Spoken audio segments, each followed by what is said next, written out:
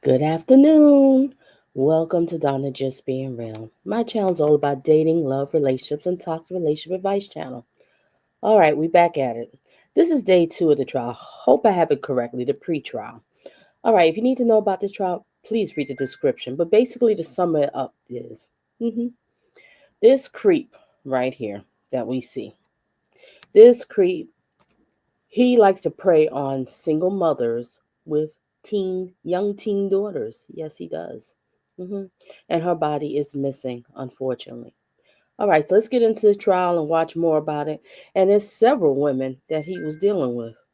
He is a true sleazeball. But what bothers me is some of these women already knew he had a history of messing with young girls, and they still got with him. Ladies, we have to do better. This is ridiculous. All right, let's get it. And the speed is going to be on 1.25. And make sure you hit the like, share your thoughts and opinions in the comment section, and also share me out in your social media. And tomorrow I'll be doing day 3 of the pre-trial hearing. Let's get it. Ready to go? I can put you all back in. I just wanted to go ahead and get the date so you all can talk, so we can start our 10 o'clock exam. We're ready to go, Judge. Thank you very much. It'll be coming out in about 15 seconds. Okay.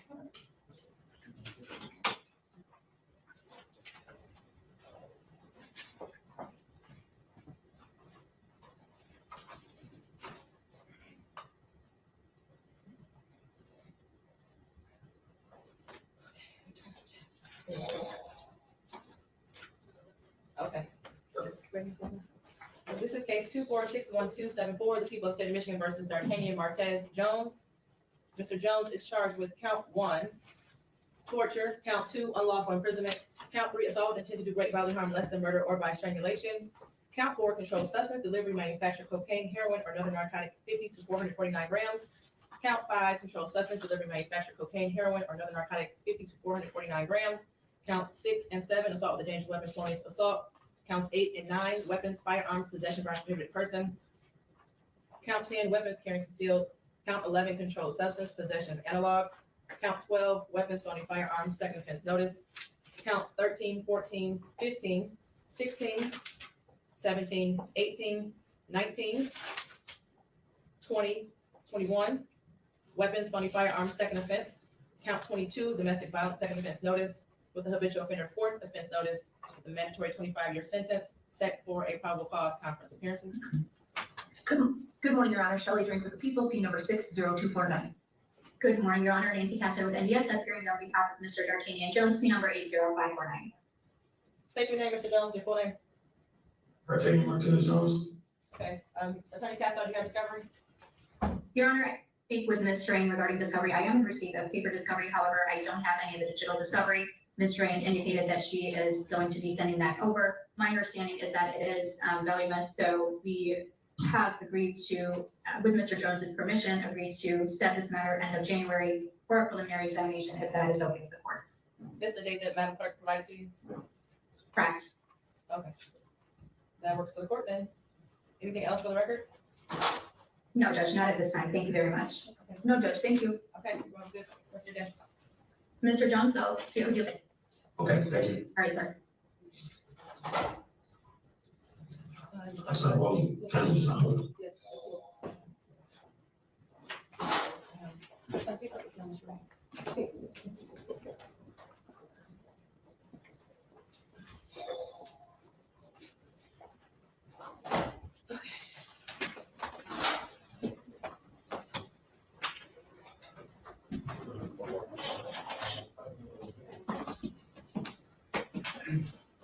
Mr. Mackey, are you over there? Yep. Yes. You all look right.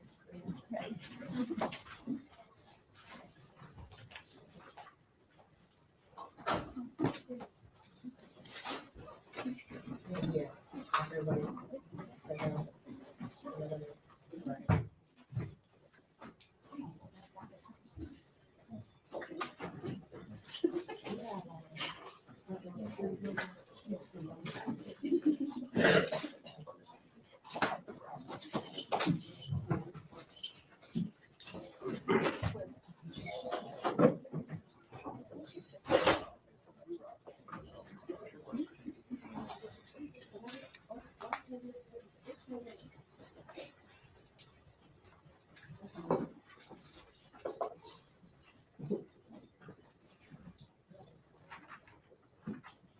on behalf of the people, P82796. Good morning, Your Honor. Good morning to your staff. Neighborhood Defender Services by Ken Riggins, P82125 on behalf of Mr. Jarvis Butts. Good morning. Neighborhood Defender Service by Cheryl Quick, P83973, also on behalf of Jarvis Butts with co-counsel Lauren Butler, P88126. And Mr. Butts, thank you for letting. You can have a seat. Any preliminary matters before we continue testimony? No, Judge, just the continued order of mutual sequestration because we are live as well. Okay. Agreed. If there's anyone on YouTube or watching this live stream, or anyone in the courtroom who may testify or is a witness on this case, you must exit the courtroom. That includes the virtual courtroom as well. So with that, you can call your next witness. At this time, people call Tashiana Davis.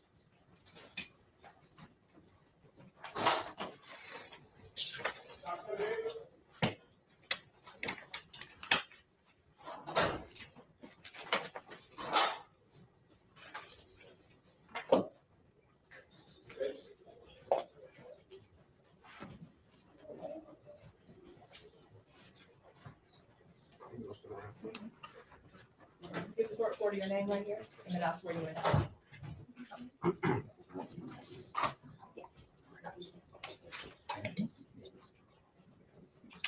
Raise your hand. You swear to tell the truth, no truth, and nothing but the truth. Watch your step. And once you get situated, you can hold that whole microphone with the little white cap on it in your lap, or just link to it. Just tug it off there. Papers, you good? Yes. Thank you. Could you state your name for the record, ma'am? HarrisUnalive Davis. And Ms. Davis, I want to ask you about someone by the name of Jarvis Butts. Do you know that person? Yes, And how do you know Mr. Butts? he was my fiance. And do you see Mr. Butts in the court? Can someone help me that's here or watching the replay? Did she say my fiance or did she say past fiance? Why do I have this strange feeling? You're going to still keep contact with this man. You are still in love with this man. I watched a little bit of you. And look how you dressed. I caught the outfit. I caught it. These women are silly. Truly silly women. Dealing with these dusty, low-life sleazeball men and not protecting the children. Putting these dusty lowlifes before your children. Before the kids. All right, let's resume. Let's hear what the fiance has to say. Today. Yes, Could you point to him and identify a piece of clothing that he's wearing?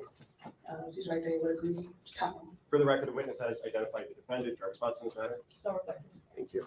And how long, you said he was your fiance. Yes, How long in total have you known Mr. Butts? 4 years, And- since 2019. 2019? Mhm. Is that a yes? Yes, And when did you become engaged? 2023. And can you tell us a little bit about the nature of that relationship? Do you have any children with him? Things like that. No children. And would Mr. Butts sometimes stay over at your house? Yes. How often would that happen?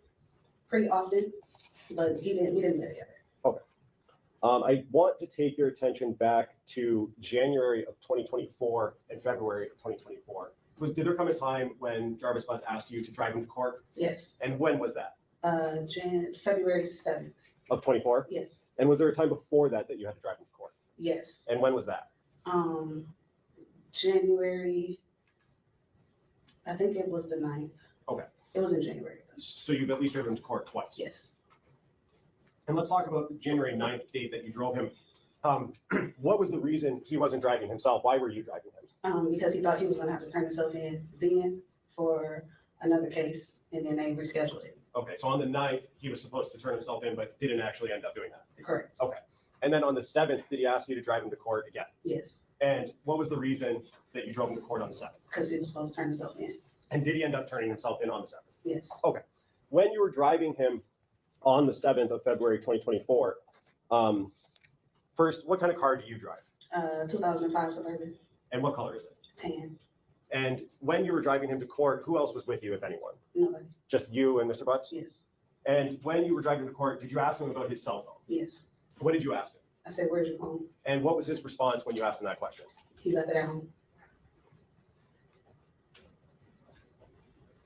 And did you have any other conversation regarding his phone on the 7th when you were driving him to court? No. And what did you said he did turn himself in? Yes, And so you drove back home, correct? yes, Did you eventually have some contact with the police department? yes, And where were you when you had that contact? in the hospital. And what did they ask you about generally? Did I know anything about a missing child? And do you know anything about missing child? No.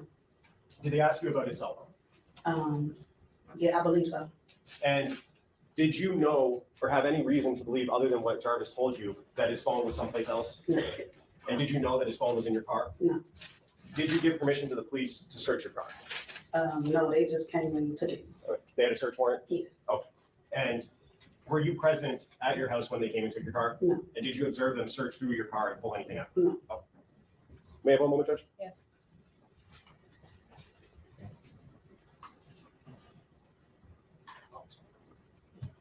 And you said you knew Jarvis Butts for 4 years? Yes. And would you communicate with him via cell phone? Yes. And do you know the last 4 digits of his phone number, if you remember? Nine, If you don't I remember, don't remember. okay. With looking at text messages, refresh your memory? Yes.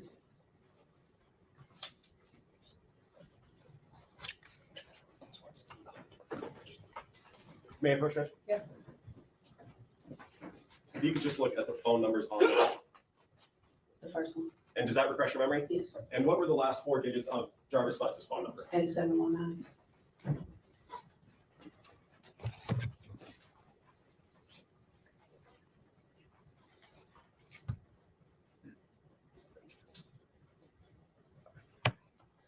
At some point after you dropped Jarvis Butts off at the courthouse and he turned himself in, did you go to his place of employment at 9,000 Connors? No. Okay. Did you ever talk to his business partner, Cordell Wright? No. Okay.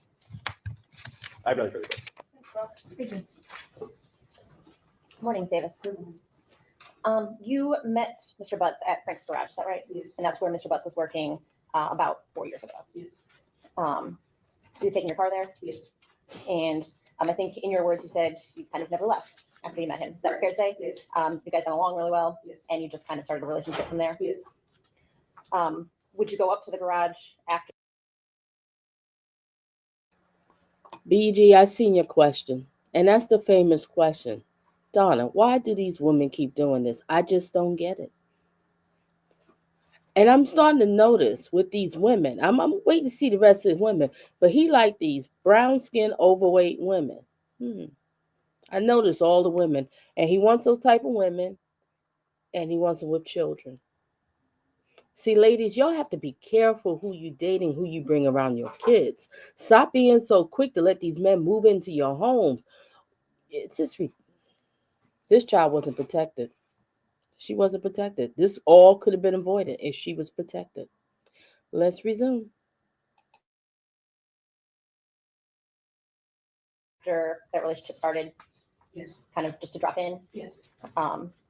At any point in time while you were at Frank's Garage, did you ever see any children there? No. Is it fair to say that Mr. Butts was very protective of his phone around you? Yes. He would never let you see his phone screen, No. wouldn't give you access, No. certainly didn't give you his passcode or anything. In fact, you actually actively tried to get into his phone, right? Yes. I think you had mentioned that when he was sleeping, you tried to kind of wave it in front of him to see if Yes. that would unlock it. Mhm. You took a picture of his face once and tried to Yes. put the screens together. So you wanted to know what was in his phone. Yes. And he did not want you to know what was in his phone, No. as far as you know? That's too much work. That's too much work to be dealing with. And you sitting up here thinking you cute. BG, look at her outfit. If you see when she walked through, little tight, little snug outfit, like she going out dancing or something like this, this chick is trying to, she's over here flirting with this lowlife. We got to do better, ladies. We really got to do better. Is that a yes? Yes. Did you ever talk to him about why he was so secretive with his phone? Yes. And does it have something to do with the fact that he was seeing other ladies? Yes. And you suspected that at the time? Yes. And so that's why you were looking for proof? Correct. Okay.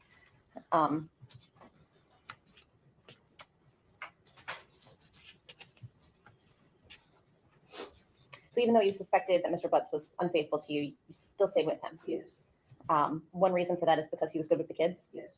He cared for your kids? Yes. He took them places? Yes. He took your son up to the shop? BG, you hear this? You hear this? She still stayed with him. Knowing he cheated on her, doing him wrong, she still stayed with him. What is wrong with you? You looking like a pure silly woman up on this stand. Now everybody knows. You probably walking around here all proud, talking about, oh, this is my fiance. Ooh, look at him. Ain't he cute? Ain't he fine? Ain't he cute? Look at these shots of him. Look, BG. Just look at it. I can't with this. I really can't. This is really peeing me off. I am so tired of this, of these silly women. And ladies, as us women, we have to stand up. If we see that these women acting like a bunch of heifers, cut them off. We need new friends. We don't hang around with women like this that don't have class. These are classless ladies. We do not deal with them. Resume. Yes, He showed him how to change the oil in the car. correct. And you viewed him as a good father figure. Yes. Did you ever see anything inappropriate or that would cause you to see a red flag with regard to him and your children? No. Did you ever see him acting? Oh yeah, the other silly woman yesterday. Yeah, BG. I'm trying to get through this. I can't. I'm gonna get through this here. People's watch replay. I apologize, but I do share my thoughts and opinions because this is a teaching channel, so we can learn from, so we can date smart and not thirsty. Yeah, she thought she was doing something yesterday, didn't she, BG? No, honey, you still look like a silly woman. All right, let's resume. Inappropriately with any other children? No. Certainly, if you had, you would not have allowed him in your house. Oh, absolutely not. You knew that Mr. Butts had other children, right? Yes. With a woman named Angel Yes. and a woman named Shannon. Yes. He talked about his children with you. Yes. Did he ever talk to you about his niece? No.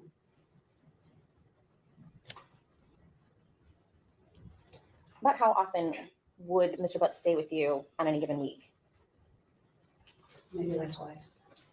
Were they like the same days or was it random? Random. About So he would stay at your house random. This was your fiance? This was your fiance. So he stayed at your house random. Where was he sleeping at the days that he wasn't? Where was he at? Have you been to his home? Do you know anything about his life? He just comes over to see you, but you never go and see him? Just wondering, just curious. I just have questions. Anybody who's here or watching a replay, if you happen to know the answer to this question, please tell me. I'd like to know. I'm just curious. Because right now, she's going to be on the silly board. She's a silly woman. Reason. what time would he come over? After his work hours, after like 6 o'clock. Okay, so you think he would come kind of straight from work? No, he would probably do something else and then be there later on in the night. Okay, so closer to like 9, 10? Yes. Okay. Would he stay the night with you? Till about 2 o'clock in the morning, 3, then we'll leave. Okay. Do you know how he would get to your home? A couple of times he was in. We got to talk about this. So he'll stay at your house at 2, 3 o'clock in the morning. He leaves. Where is he going? Why he can't wake up with you in the morning? And you two go out and have some breakfast together. Why he can't do that? So basically, you was the booty call. You was just some woman that he could just call up anytime. You'll be sitting around waiting for him with a hot meal and your legs open. Yeah, I said it. You don't even know what this man doing. He just comes over to your house whenever he wants to. We have to do better, ladies. We have to do better. Resume. A white truck, a white Cadillac truck. Sometime I think he would walk. If he was coming straight from the shop, he would walk. Or if he had my truck, that's how we would get back and forth. And that's the Suburban? Yes. Did you know Mr. Butts to ever have his own vehicle? Yes. He had a white Chrysler truck, van like. Okay. And when did you know him to drive that? Like maybe the first 2 years we were together. Okay. Now, when Mr. Butts would come visit you, would he park in your driveway? Yes. Would he spend weekends with you also? Yes. 1 second.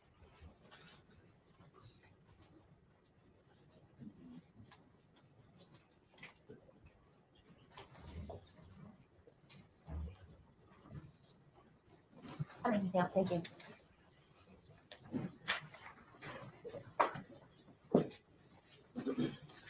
Ms. Davis, I just have a couple more questions for you. Ms. Quick asked you about Mr. Butts being secretive with his phone. Can you tell me about a time that you had a conversation with him about him being secretive or something like that? He would never really say anything. He talked in circles. So if you try to ask him a question, it's just always, he never get a straight answer out of him. But fair enough, you had multiple conversations about his phone and your access to it, I guess, or lack thereof. Yes. And Ms. Quick also asked you about Mr. Butts staying over the night at your house. You said that he would leave around 2 a.m. Mhm. Is that a yes? Yes. Do you know where he would go when he would leave? No. Did he ever tell you where he was going? Home? Did you know where he himself called home? Yes. Where was that at? Wilshire?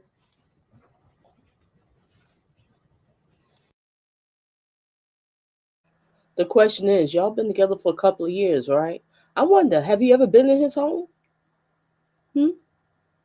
Or did you just pass by, have to wait outside while he comes out? Have you actually been in his home? Have you actually slept at his house? Have you actually had dinner at his home? Anything like that? Seemed like you was booty call. Yeah. One thing we have to learn about with men, ladies. Men only do what you let them do. That's the fact. If you let them treat you this way, they're going to keep on. It's on you. I guess she enjoyed it, being a silly woman. And you said he would walk from his place of employment if he was coming straight from there, right? Yes. How far from that on Connors, the auto shop on Connors, do you live? How far of a walk? No, that was when he was on Warren. Warren and Neff? Yes. How far of a walk from that location? Like 4 blocks.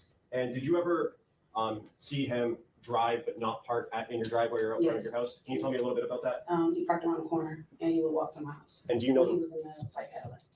you said Cadillac? Yes. Okay. Was that an Escalade? If you know. I don't know. Okay.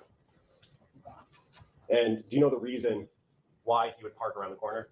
I don't know. I asked and he would just be like, I didn't drive. But then would you see his truck? I would see the truck. Anyone with you? Yes.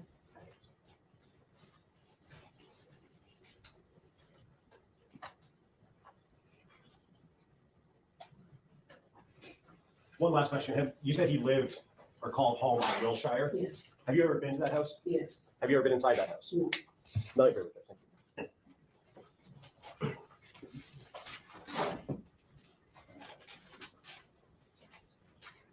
Okay, Ms. Davis, you were done testifying. Watch your step. I'm not gonna stop.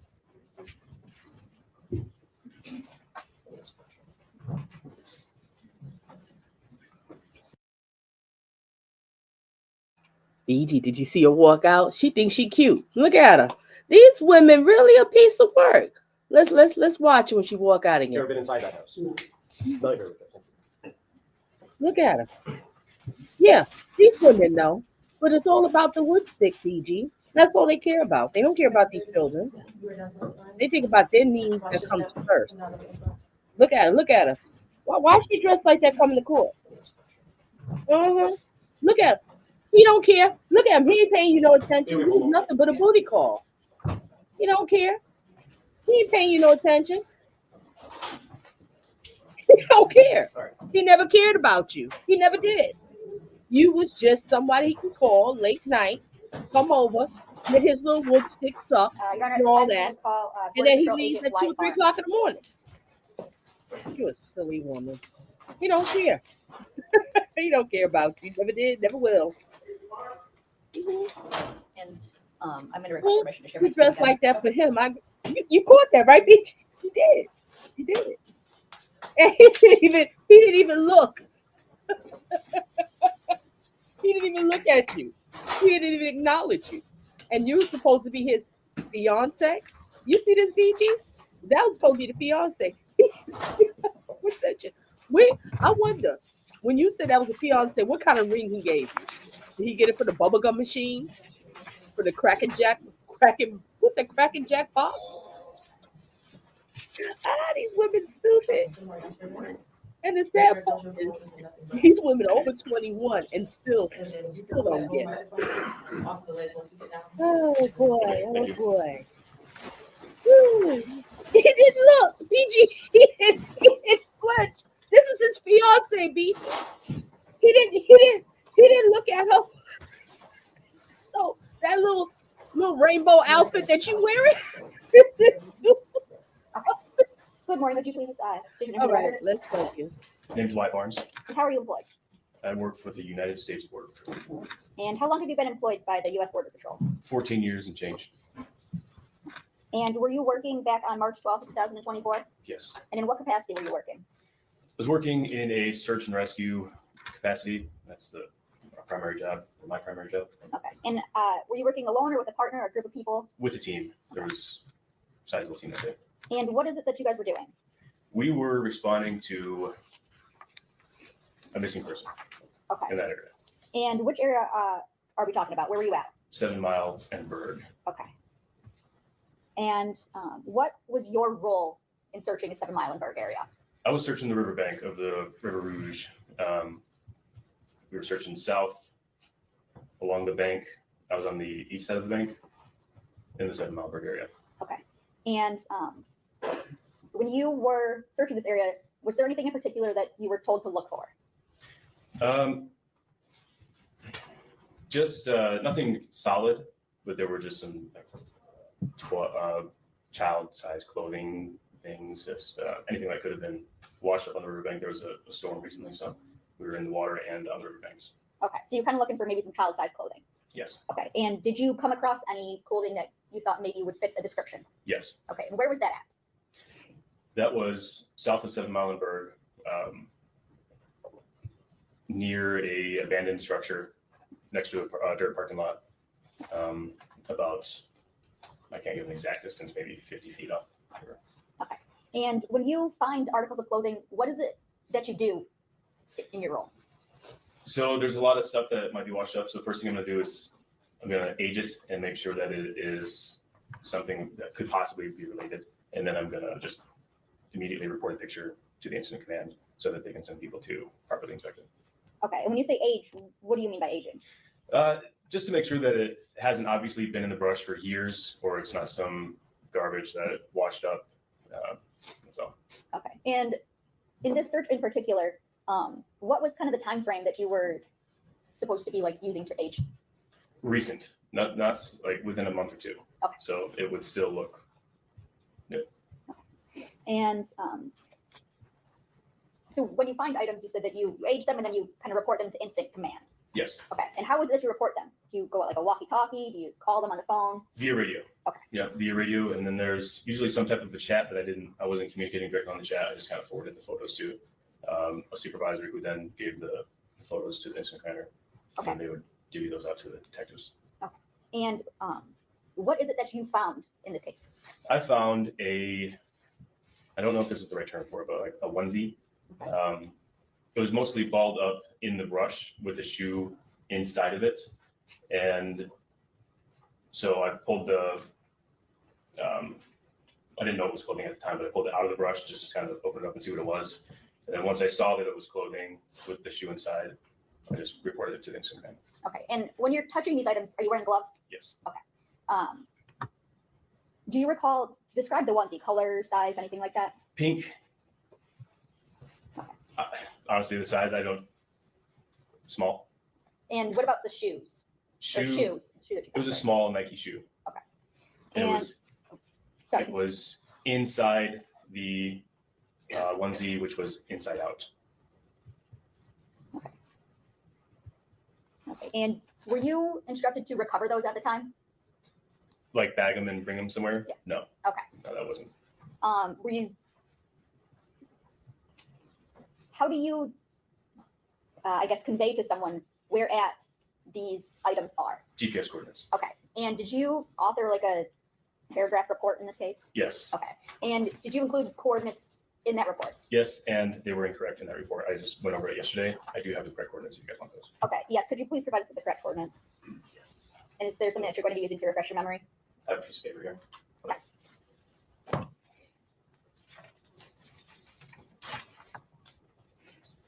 So the coordinates that were provided in the paper were for the incident command. These coordinates are very close to where that piece of clothing was found. Their decimal degrees, 42.426693, negative 83.268497. So the coordinates that are in your report are where incident command was kind of set up. That's the incident command, yes. I'm going to show you what's already admitted as People's Exhibit 14. And I'm going to show just some specific pictures from that.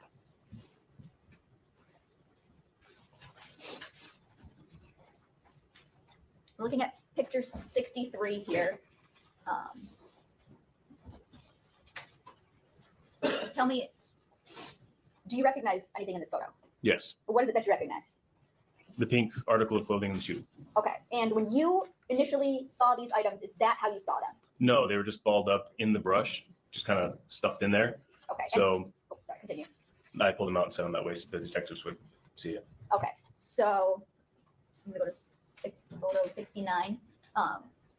Is this the shoe that you had found that was inside the leg of the pink jumpsuit? Or Yes. onesie? Okay. Yes, it is. And 67. Is this Yep. also a photo of them just from the behind?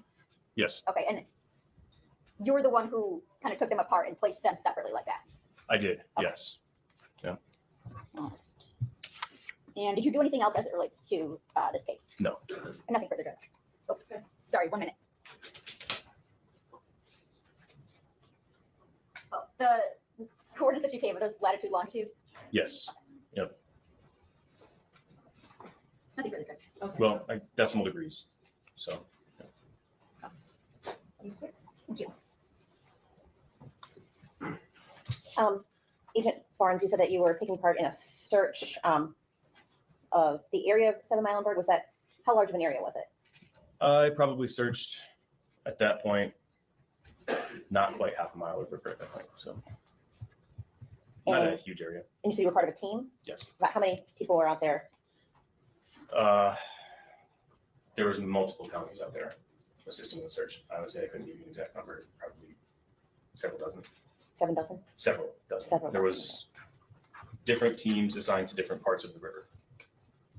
So different people were assigned to, or different teams were assigned to one like half-mile location, another half-mile location, or coordinates, I guess? Yes, even smaller than that, smaller sections than that. Yeah, just to keep guys fresh. And was it like a coordinated effort then to kind of sweep this area? Yes, So you're just walking like in a straight line, or for the most part. can you describe kind of how that looks? Yeah. So in the river, I'll go from the river to the banks. So in the river, you have different teams wearing dry suits, using technology, looking for anything that resembles a body, and then sticks to kind of push stuff loose. And then they're searching the log jams in the river. Then you have guys on the edge of the river because the water level was high. So we wanted to cover the river banks as well, which the water level was high and had become lower.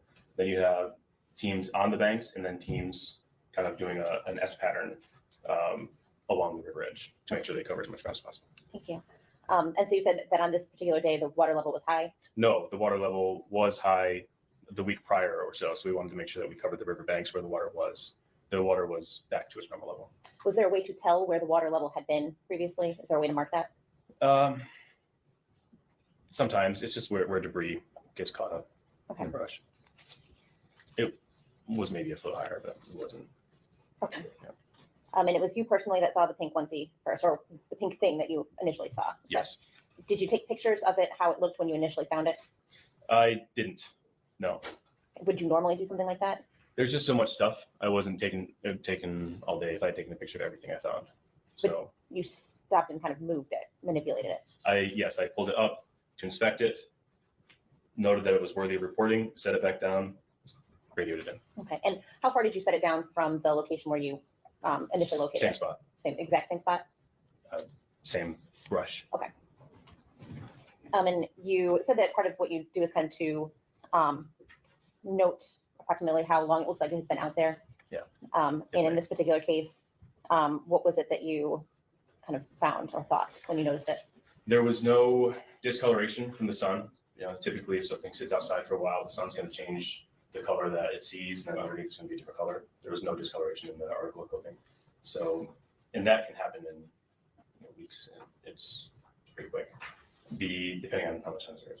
There was no evidence of animals getting in it. There was no significant dirt. It was just, it looked very fresh.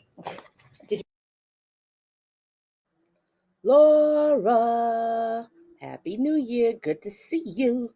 Yeah, plenty of cases like this of this silly women putting the wood stick before the children. I covered stories like this one. Might be talking about when I did the other sleazeball, Quails. Oh my gosh, I can't say his first name. Quails. Oh my gosh, where are you, Lovejoy? Okay, and Ham Hop, the other one. And this one here, his style is he likes to prey on single mothers with kids, young teenage girls.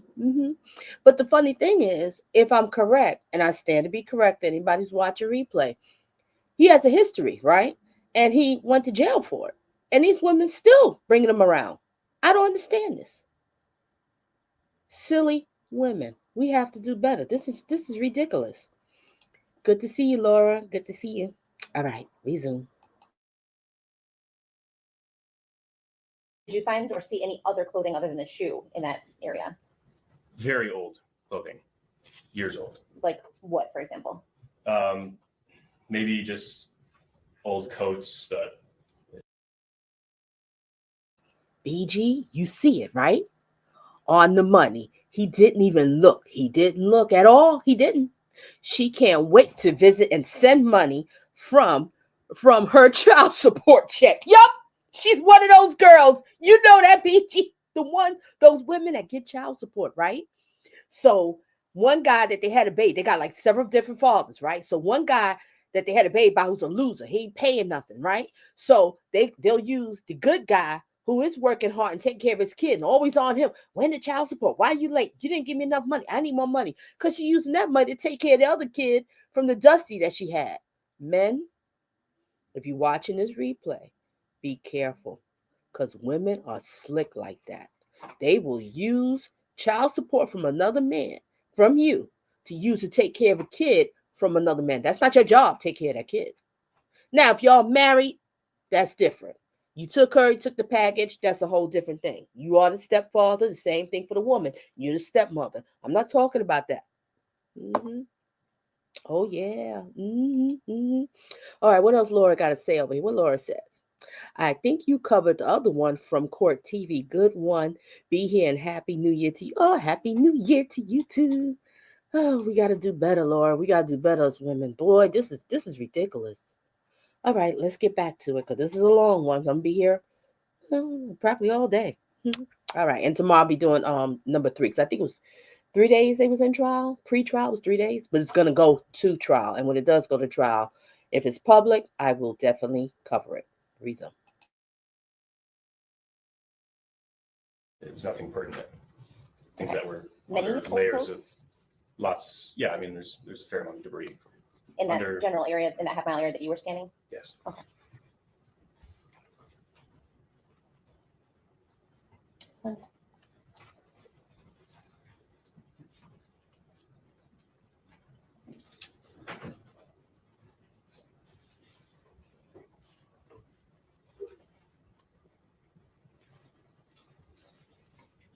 Anything else? Thank you.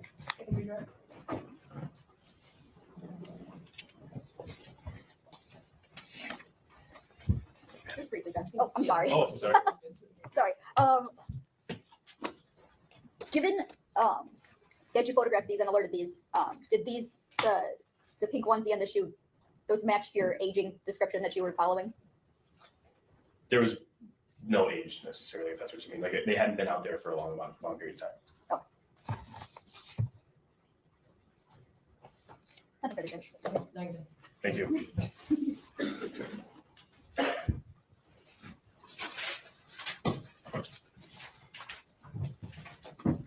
Oh, I see he hit the gym. Ooh. Nice shoulders, nice shoulders. At this time, Judge, people call Sergeant Melanie O'Rourke.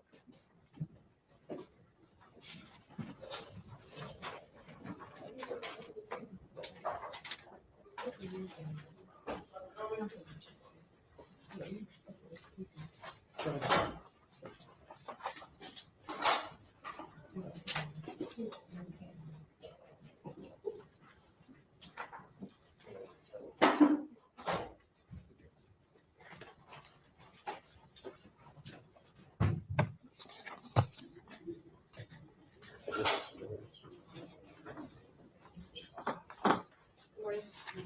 You swear to tell the truth, the whole truth, and nothing but. Walk this way, just make sure you watch your step.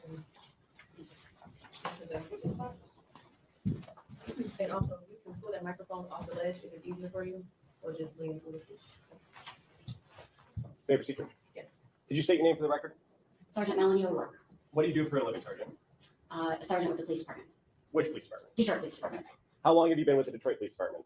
approximately 11 years. And are you currently assigned to a specific precinct or unit within the Detroit Police Department? Yes, I work at major crimes, Okay, and what sort of crimes do you investigate at major crimes? generally homicides. And how long have you had that role, or have you been in major crimes? I believe since 2016. And do you do any specific role within major crimes that requires a little bit of training and education to do? Yes, And what is that? I do forensic analysis of cellular call detail records and tower mapping.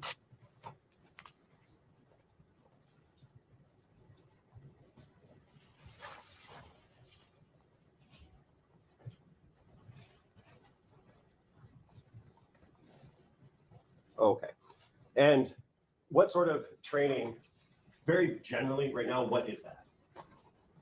What types of training? No, sorry, new question. Generally, what is Marley, forensic analysis of CDR and tower mapping? welcome and happy New Year. I don't understand. Okay. Have you had any training to do that? Yes, Tell us about that. I've had T-Mobile training. T-Mobile is the prevalent company here in the Metro Detroit area. I've had Excel training. Excel is the format that most of our call detail records come back to us in. I've had cell phone use and drug trafficking training, Penlink training. Penlink is the program that the Detroit Police Department utilizes. It basically puts the records in a readable format. I've had CATS training, which is an acronym for Call Analysis Training School. I've had Penlink training, PLX training, which is an upgraded form of Penlink. Approximately around 450 hours of specialized training in cellular analysis. Okay, and that 450 hours in that training, does that allow you to utilize that to generate what you said earlier, tower maps based on your analysis of call detail records? Yes, Okay, and what are call detail records? historical records. And does that allow you to place certain things based on cell towers on maps to give an approximate location of a particular phone number that's Yes. associated with phone? Yes, And have you testified as an expert before in this field? yes, And how many times have you done that? over 35 times. And has that been in Wayne County? Yes, And have you testified in 36 district before? 36 and 3rd, both, yes.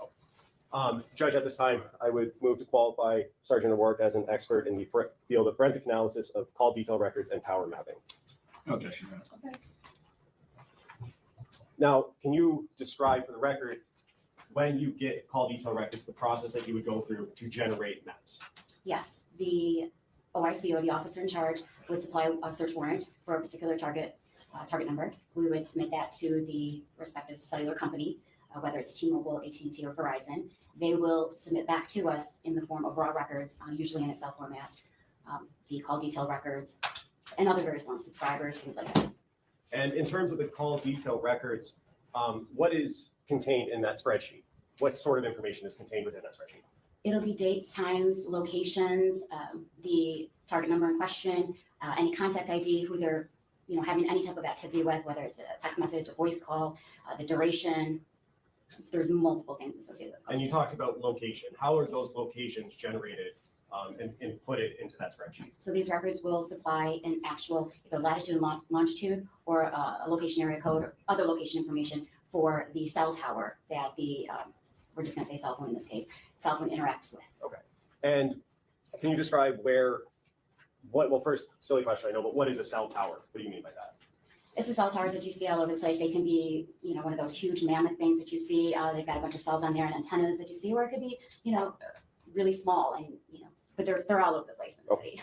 And the records provide a indication of which tower it was, that phone number was interacting with at a specific time? Yes, And does that allow you to take that information and put it into a map or go through a process to generate that location on a map? yes, we actually receive the information and put it into a system called Penlink. And that information will, like I said before, will basically put it in a readable format. So the information that you receive today, that's what you're gonna look at. Now let's talk about this case. Did you do that follow your process based on your training for a target number of 313-585-8719? Yes, I believe so. Okay, and that was a T-Mobile record, correct? It was. Okay. And did you generate maps based on your training and experience using PenLink to map that phone number and that phone at specific times related to this case? I did. May I approach, Judge? Yes. I'm approaching with People's Proposed Exhibits 33 through 39. If you take a look at those, Sergeant, do you recognize what I just handed you?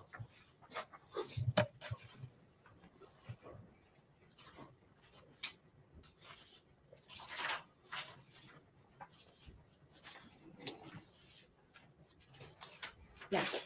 And are those maps that you generated for that target number ending in 8719? Yes. At this time, I would move to admit People's Proposed 33 through 39, Judge. Objection? No, Okay.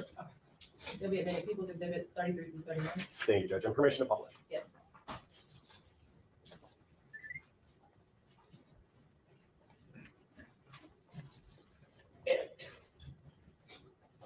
And on the screen and in your hand is Exhibit 33.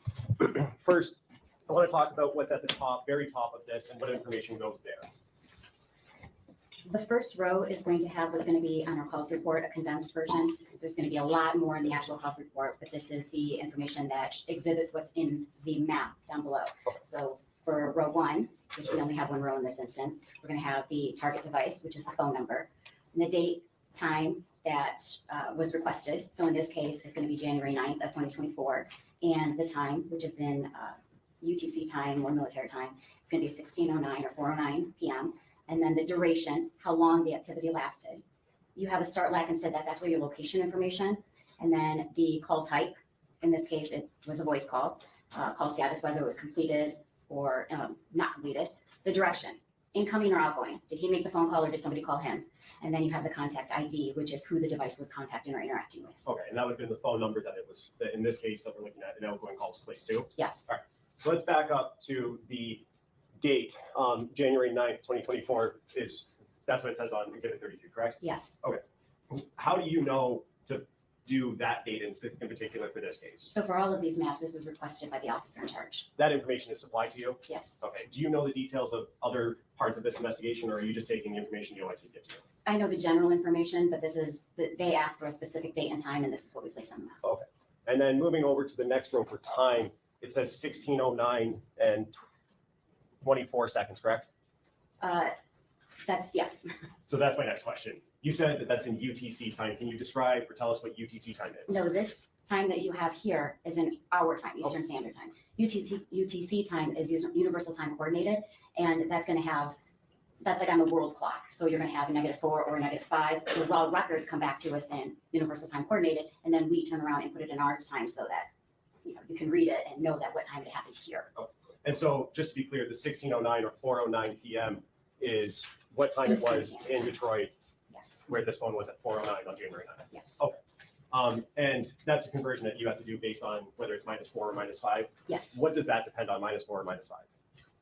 It's the UTC time, Universal Time Coordinated. So it's on the world clock. So our Eastern Standard Time will change, fall back or spring forward based on the summer and the winter. And so during the summertime, it's going to be -4 from UTC time. And then during the wintertime, it's going to be -5. So we just put it in so that the time that you have here is Eastern Standard Time. Okay.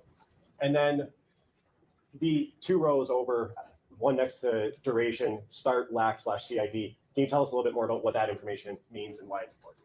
So that's going to be your location information. Your LAC is location area code, and then the SID or CID is your cell ID. Okay.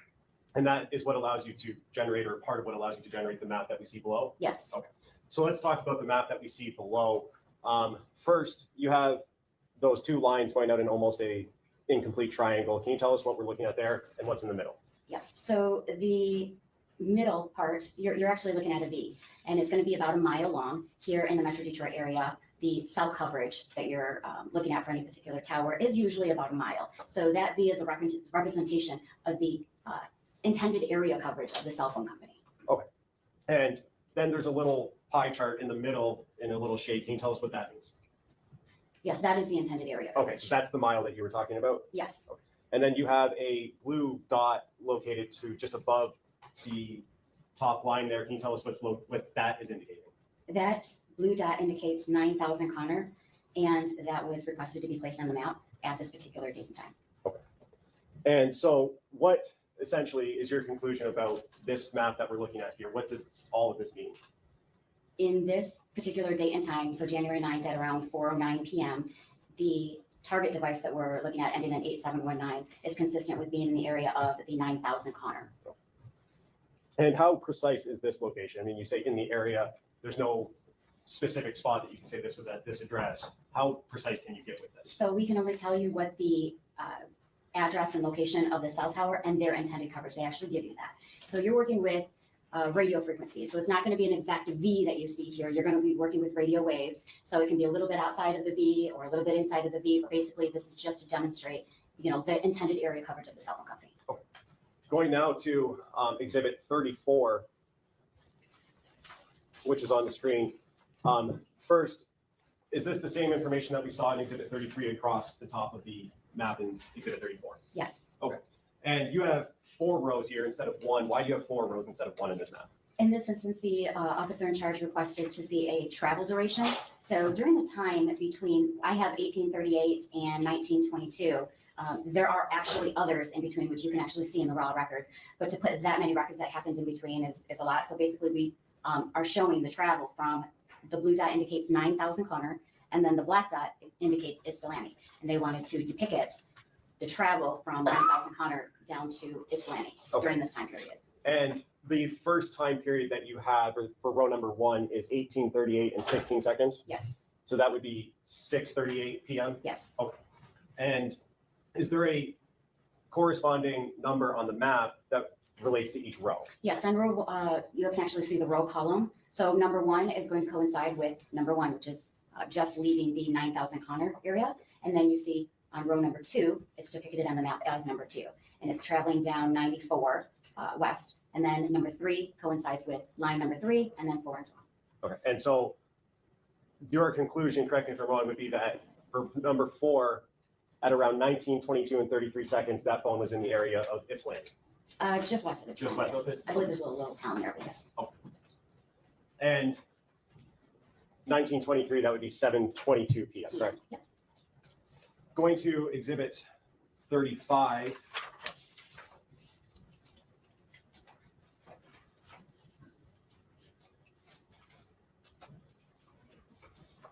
And on Exhibit 35, which is on the screen now, you have, again, 4 rows, but there's different coloring for that information. Can you describe what we're looking at and what the coloring means?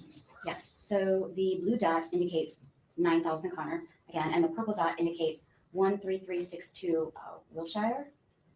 And those are the 2 locations that the officer in charge requested to be placed on the map. And they wanted to show that this device was in the area of either of these locations and at what time.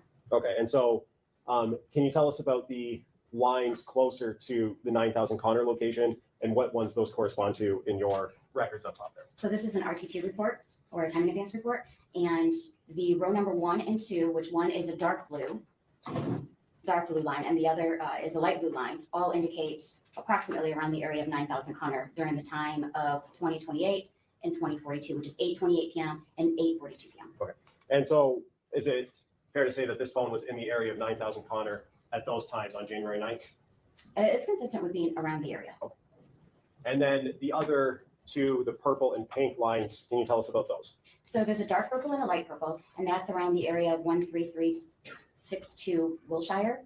And those are times of 2048 or 8:48 p.m. and then 2059 or 8:59 p.m. So the RTT information has moved from around 9,000 Connor to 13362 Wilshire during that particular time. And so does that indicate that the phone was traveling towards the direction of the Wilshire address? It could have been. Okay. And you said RTT. Can you tell us a little bit more about what that means? RTT is a real-time tool or time in advance. Basically, it's a report that T-Mobile will send out, and it's historical location information. It's not necessarily based off of any type of activity. So you're not going to have phone calls during this time. It's not going to be, text messages as long as the phone is on and the cell tower basically, or the base is able to get in contact with the device and back. So basically, it's the time that it takes for a base station to send out a signal and then have it received back from the device. Is it fair to say that that's more of a passive interaction between the phone? There's no input on the phone that's required for this? There's no input required at all. There's not, any type of cellular activity at that time. It's basically for, efficiency and performance by the network. Going to exhibit 36 now, which is on the screen. On that first page, you have 8 lines. Can you tell us the reason you have 8 lines and what they're indicating here?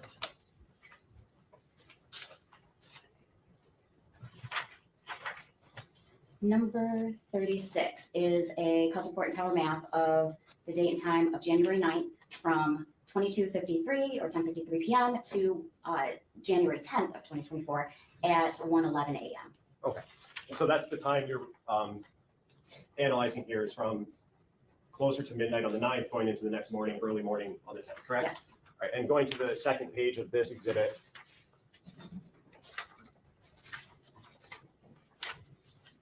Can you tell us what we're looking at in this map on the second page of exhibit 36?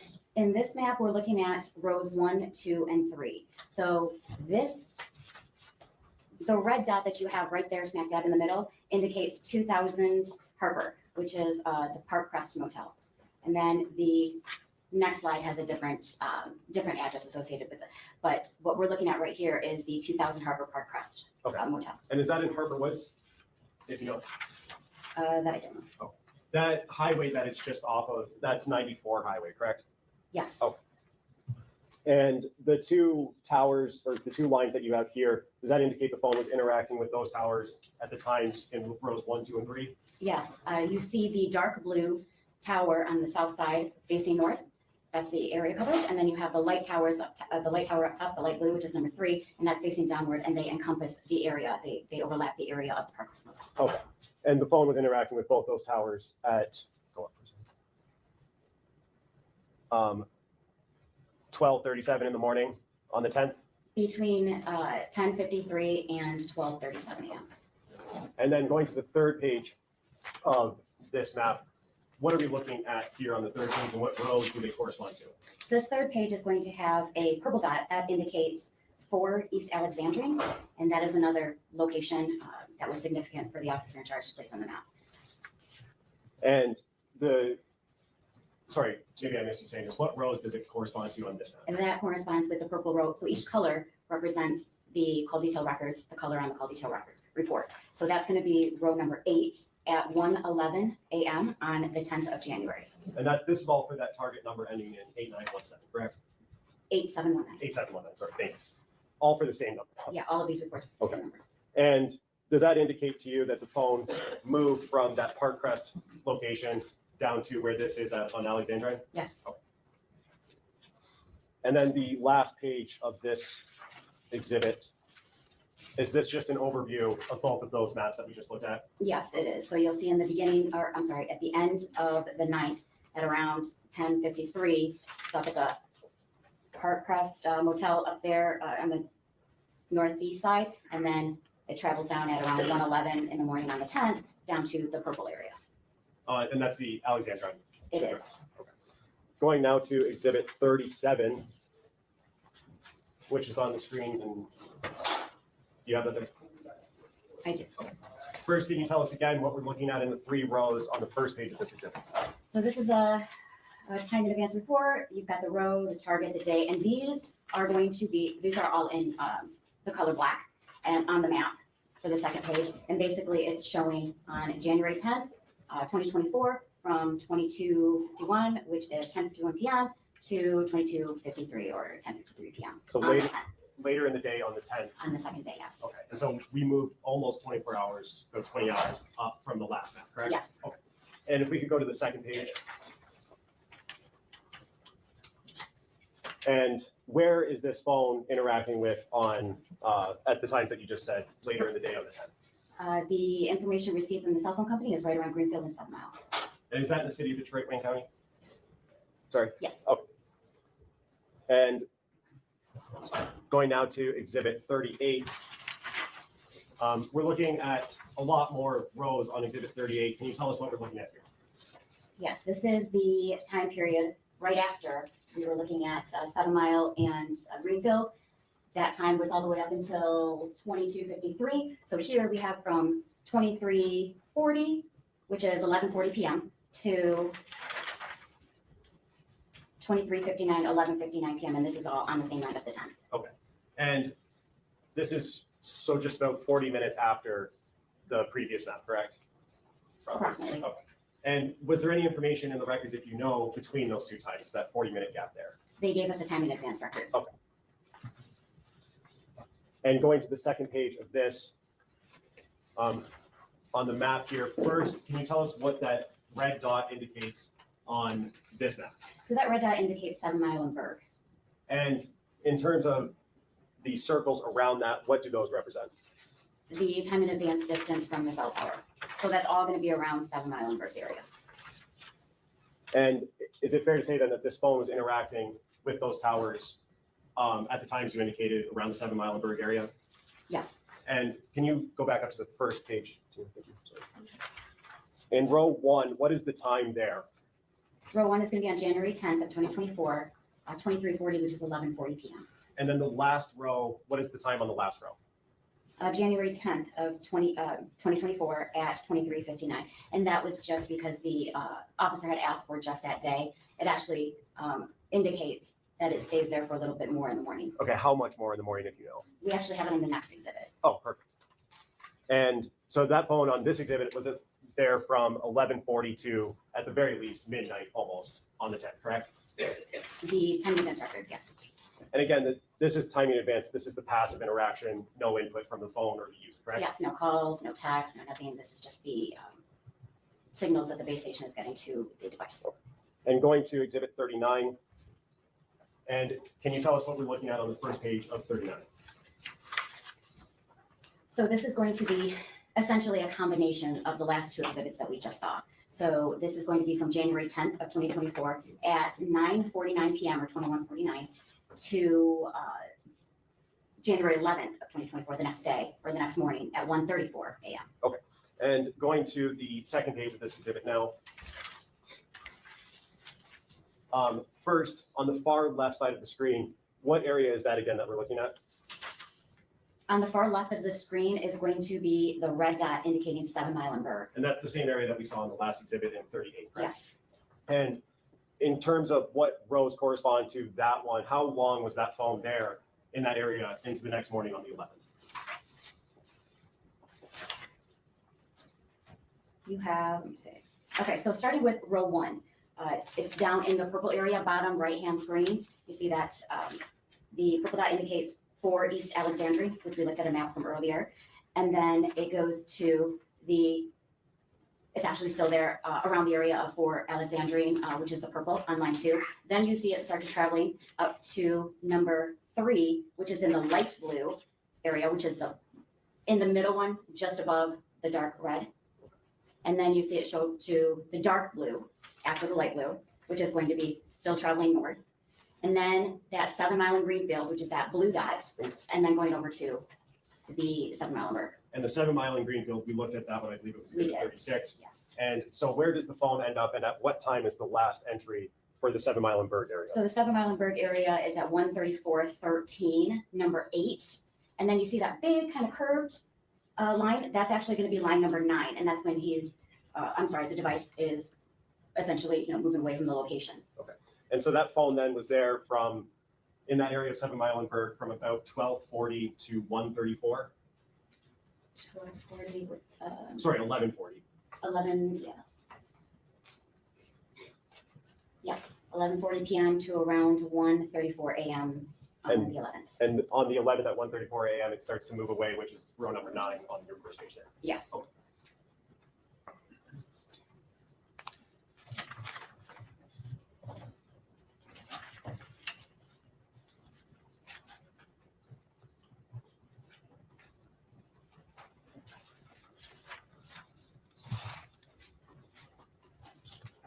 And you had mentioned earlier that part of the search warrant return from T-Mobile includes subscriber information, correct? Yes. And did you get the subscriber information for this target phone number that we've been talking about? Yes. And do you remember what the name associated with this account was?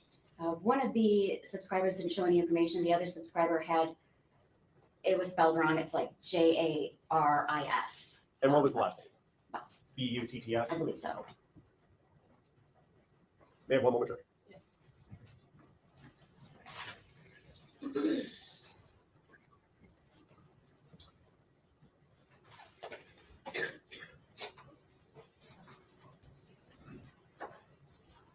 Can you go back to the exhibit that we were talking about for the Park Crest Motel?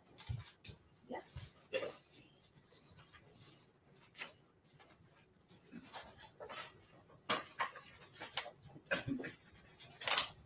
I believe that's exhibit 36, correct? Yes. And what's the address for the Park Crest Motel that's listed on there? 20,000 Harper. Maybe I misheard you. I think I said 2,000 earlier. I just wanted Oh, I apologize. It's 20,000. 20,000 Harper? Okay. Nothing further, Judge. I have one question. Back on exhibit 38, the last, the one with 7 mile bird in the top left corner. Yes, ma'am. Well, I guess this one works. It's 38. This is 38? It could be 39. Yes. 39. So there's an image of a house in the bottom right in purple. You have blue is a car. The left and the 7 mile bird is shoes. What does that indicate? Or footprints? I believe there was possibly some evidence there. Okay, I didn't know what the different images, if it was significant. No. I don't know if you have questions based off of what I have. No, I don't. Unless, may I have one moment?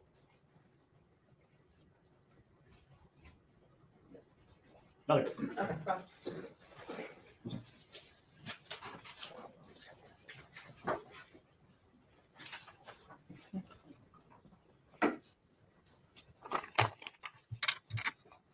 Good morning, Sergeant O'Rourke. Good morning.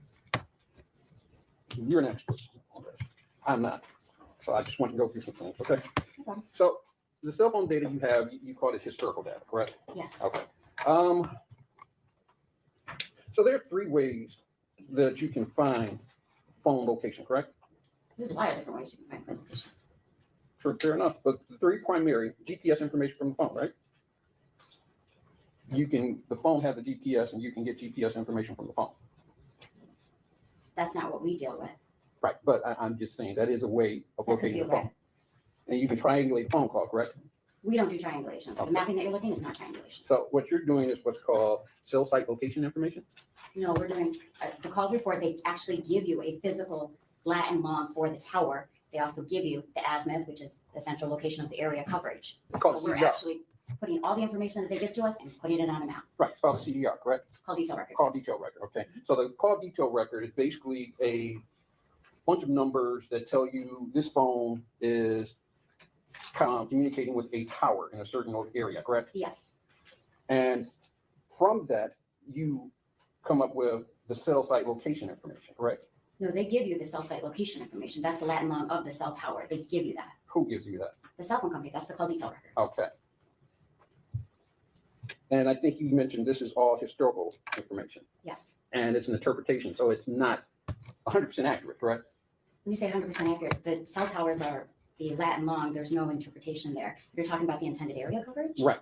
Okay, the intended area coverage, they give you an azimuth, okay? And then that intended area coverage is generally around 66 or so degrees area coverage. Okay, so the cell phone, the information you get is the phone connecting with a tower, sending information that tells you this is the location of the phone. For call detail records, they give you the tower, Latin long, the actual address of the tower.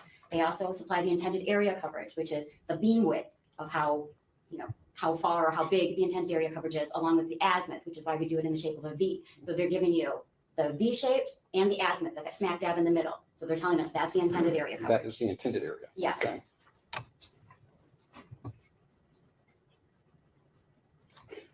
And Sergeant, it's true that the cell phone is going to get a signal from the tower that it gets the strongest signal from, right?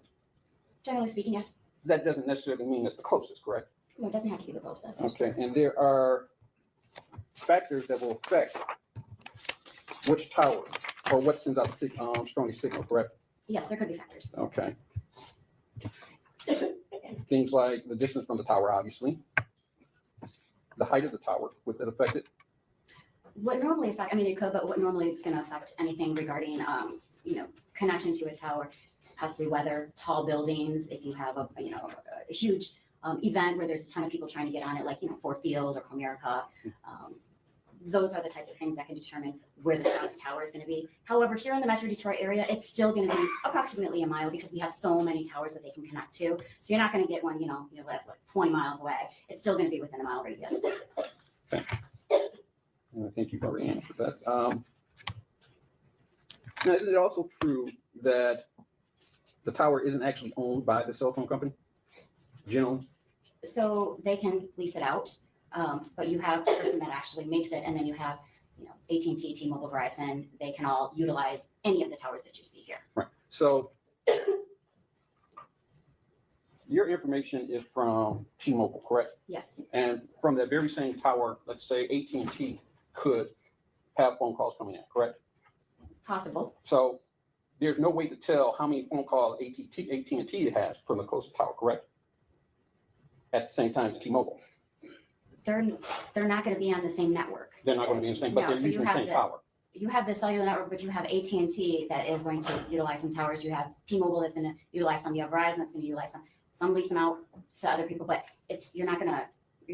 I don't know exactly what it is that you're asking. So you're saying that it doesn't matter how many users are utilizing the tower, it just matters whether or not they're on the same bandwidth?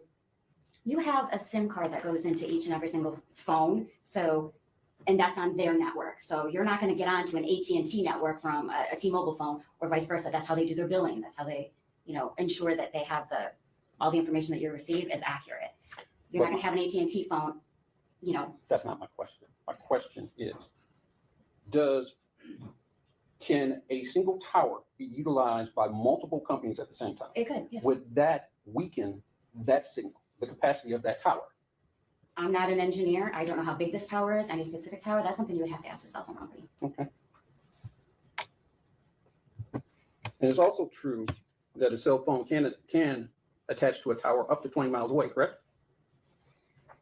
So it could in, let's just say, Alaska or, rural areas in Colorado in the mountains where you don't have that many people. And so they have bigger towers that, go further distances because they're not servicing as many people as you would, let's say, in Detroit. In Detroit, we have so many towers here that they're not going to utilize something that's 20 miles away and skip over, the hundreds of towers that you have right here. That's not going to, I'm not going to say never, but that doesn't generally happen here in Detroit. I haven't seen one at least. Okay. And there's generally overlap, and I think even one of the slides you had, there's overlap in these towers, correct? When you say overlap? Meaning that a single area can be covered by multiple towers. That's generally how it is. You have one tower. I mean, even in the ones that we were looking at, you have one tower with multiple cells on there. So this is for T-Mobile or any company to make sure that they have coverage, that you don't lose your service. You could have one cell facing this way, then here, then here, then here, then here. They're all going to overlap to ensure that the person has coverage, that they don't drop their service. So yes, you've had overlapping. So basically, Dave, you said that you use a program called Penlink. What exactly is Penlink? Penlink is a program that we're able to receive the call detail records, input it, and basically it just puts it in a readable format. So for example, all of the calls reports that you see come in Universal Time Coordinated or UTC time. Penlink will make the time adjustments so that we'll have it in Eastern Standard Time versus having everything that you see and you have to do it in your head, -4 on each or -5 on each of these lines. So all Penlink does is convert the time. It doesn't. It does a whole bunch of other stuff too. We can do many different reports. You can do a call frequency report, see how many times that a specific calls report, called a specific person. There's a lot of different things that you can do. We can do tower dumps on them. There's multiple things that Penlink can do, but basically they're able to give us reports in a readable format that you would be able to understand versus looking at just raw records. Okay. So you get raw records from the phone company, correct? Yes. Do you know there's any error in the records that you get or in the data that you see from the company? Do I know if there's any errors in the raw records? Right. I would have nothing to compare it to. That's the information that they give us. Okay. So you don't know if the information that you receive is 100% accurate. Well, that information is certified by the cell phone company.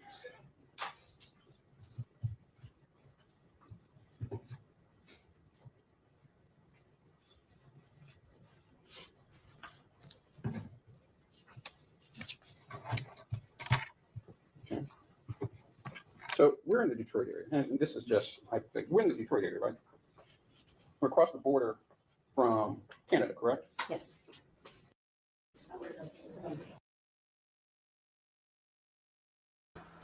I fast forward just a little bit because we don't have to hear the rest of that one because he's just grasping for straws. He's grasping for straws. But I mean, he got to do the best he can. The defense. All right. Like I said, these are all recaps. Let me fast forward. Oh, should have had timestamp. Okay. All right. Yep. Somebody else on the stand.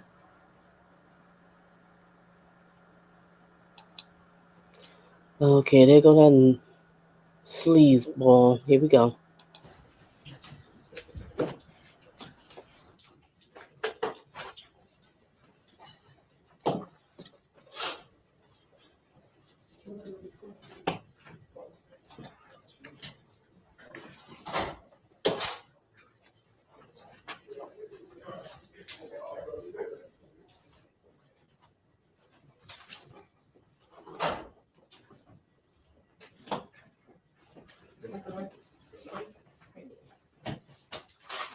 Okay, we are back on the record. This is case 2459617, the people of the state of Michigan versus Jarvis Butts. Appearances.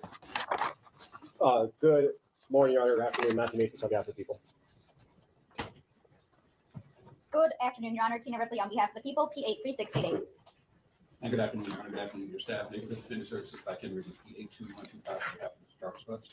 Good afternoon, Your Honor. Neighborhood Defender Service by Cheryl Quick, P83973, also on behalf of Mr. Butts, and with co-counsel Lauren Butler. Number 88126. Thank you, Mr. Butts. State your name again, please. Go ahead, you can have a seat. Mr. Mathis, before we do call your next witness, just a question about how many witnesses we intend on calling today. Today, Judge, we have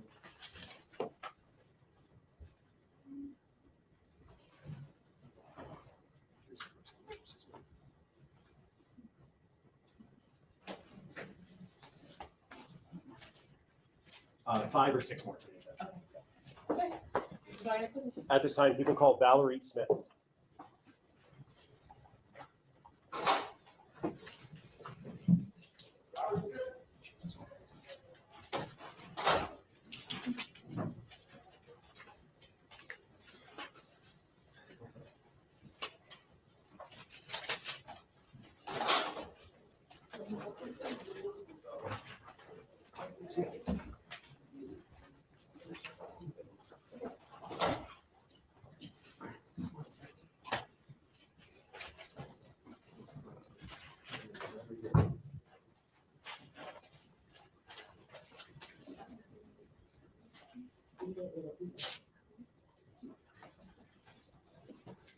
Good afternoon. You swear to tell the truth, the whole truth, and nothing but the truth. Okay. Walk this way. Watch your step. Yes, watch your step. Take your time. Get up the stairs. And once you get situated, that microphone, the one with the white cap on it, you can pull that whole microphone and put it in your lap, or just make sure you speak into it when you testify. Okay. Okay. Thank you.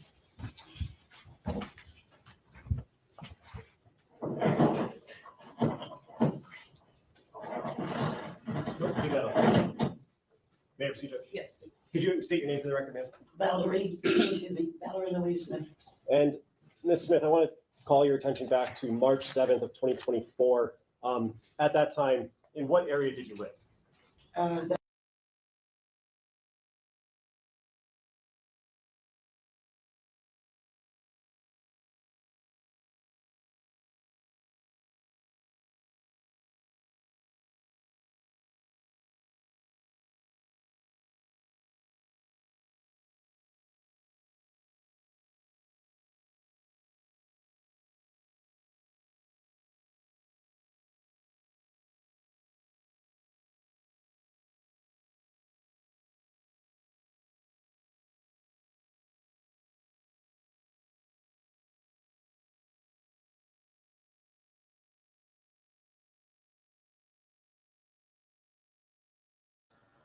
Oh, I was sitting here talking to you, didn't know that it was on mute. Wow. All right, you said he started for 10, and this was her second time. Thank you, Tuesday, for sharing, and welcome here. Thank you for sharing this. It's so sad. All right, let's get back to it. That's where I live currently. I'm 7 Mile Evergreen area. Okay, and is that near Evergreen and St. Martin's? Yes, Okay, is that in the city of Detroit, Wayne County? yes, sir. And on March 7th, 2024, did you come into contact with the police? Yes. Okay, and what was the reason you came into contact with the Detroit Police Department? I found a young lady's ID. And where did you find that ID? They're right there across the street from my house. And was it like a driver's license, school ID, or something else? School ID, it looked like. And when you found that, was that the first time you had seen it there? No, I stepped over it for 2.5 weeks before I decided to pick it up. Okay, and is there a reason after 2.5 weeks of noticing it there that you decided to I pick it just up? decided to pick it up that day. I was going out shopping. I said, well, let me get it and send it back to whomever it belongs to. Okay, and when you picked it up, did you read the name on that ID? Yes, And what was the name on the ID? Zanaya Harris. And did that raise any concerns in your mind? It sure did. And what's the reason it raised concerns? I just heard it on the news before it came out. You heard her name? Her name, yes. And when you picked it up, did you have gloves on or anything like that? No, no. And you used your bare hand then? I took my thumb and flipped it. And when I saw the name, I just put my hands on the outside of it. And what was the reason you just put your hands on the I outside? didn't want any disturb any of the prints that were there. And when you picked it up, did you place it in anything? Once I got to the next stop, I was on the bus line. I took it in the gas station and I put it in a lid. Okay, so let's back up for a second. You picked it up and then got onto the bus? Yeah, but I still had it like this. I And, never put my fingerprints, any more prints on it. and for the record, the witness indicated by holding her hands about Yes. 3 inches apart, Yes. her fingers. And when you got to the gas station, did you go into the gas station? Yes. And did you tell the people in the gas station about what you found? Yes, sir. I also told the bus driver what I had found. And then after you told the gas station people, what happened next? But I asked them to call the police for me. And did they? Yes. And then did the police come to your location? Yes. And after the police got there, what happened next? They took me back to my house so I could show them exactly where I found the ID at. And did you show them that? Yes. And did you give them the ID as well? Yes. I gave it to them when they initially pulled up. And may I approach her? Hey, love, joy. Approach with people Good proposed exhibit afternoon. 40. Happy Saturday, girl. Ms. Smith, do you recognize that? Yes, sir. And is that the ID? Oh, that we you found? seen the fiance on the And stand move to admit earlier. people's proposed 40. No objection. It'll be a minute. And permission to publish on the screen. Yes. And Ms. Smith, I don't know if you can see the screen from where you are. That's the picture I just showed you, correct? Yes, sir. And is that the cup or the top of the That's the lid. I the said. lid that you Yes, put it sir. in? Is that a yes? Yes, sir. And on the bottom left, it says grade 8, correct? Blessings. I have nothing further to think. Briefly. Good afternoon, Ms. Smith. Hi, how are you? Hi, thank you. You said that you picked up the ID, was it March the 6th? Or I'm sorry, the 7th? Yes. Yes. And you said you had been stepping over it for approximately 2 weeks? About 2.5 weeks I stepped over Okay, so that puts you in February when I initially saw when it. you initially Yes. saw it. Okay. And you said you had been stepping over it? Mhm. So does that mean that it was actually on the sidewalk, No, it was in the grass. in the grass? Face down. The grass next to the street? Yes. So there's like an, usually kind of like an easement between like the street and the sidewalk? Yes. And there's like a patch of grass there? Yes. And is that right in front of the bus stop or, No, it was a little ways off from the bus stop. okay, from the bus stop, between the bus stop and what other landmark would you say? Nothing else is there. Nothing else there? No. How far to the corner of the block? From St. Martin's. It's not that far. Okay, so a few steps? Steps, yes. Okay, Few steps. perfect. Yes, ma'am.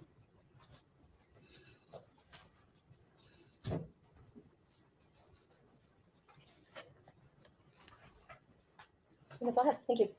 Can we redirect? Yes, briefly.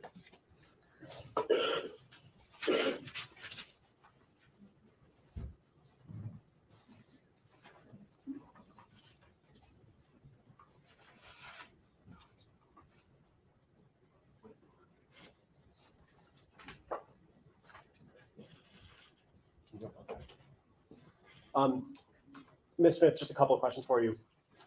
Ms. Quick asked you a couple of questions about specifically where you found it. You said it was in a patch of grass next to the sidewalk, Yes, and you said you had been stepping over it for about 2.5 weeks before you gave it to the police department. before I decided to pick it up. Yes, sir. The 2.5 weeks that you've been stepping over it at the beginning of that, is that the first time you noticed it? Yes, sir. And it could have been there before those 2.5 weeks, right? Yes, sir. Yeah, I think that causes speculation. I don't think it's a yes or no question, Judge. I don't think that. She knows how long it's been there. She can only Can you test. stand up to the corporate view? Yes, you know that? My objection is how can she testify to how long he could have been there prior? She can only testify to what she knows, and she testified that she knew it's been there for 2.5 weeks. Did you see it being placed there on the grass? I'm Did sorry? you see it being No, dropped on ma'am. the grass? No, ma'am. I'm going to sustain objection, because she didn't know, but she didn't see it dropped. So the first time you noticed it was 2.5 weeks prior to March 7th. Yes, sir. And when you talked to the police officers, did you look at a photo, a Google Street View of your location? Yes, sir. And did you indicate on that photo where you found it? Exactly, yes. They Yeah. took me, excuse me, they took me back to my house so I could show them exactly where I found it. May I approach, Judge? Yes. I'm approaching with what's going to be marked as people's proposed 62. Do you recognize that, ma'am? Yes, And is that the photo that you signed and indicated where you found it? yes, sir. At this time, I would move to admit people's proposed 62. No objection. Did it be admitted? And permission to publish, since I don't have a hard copy of it. Yes.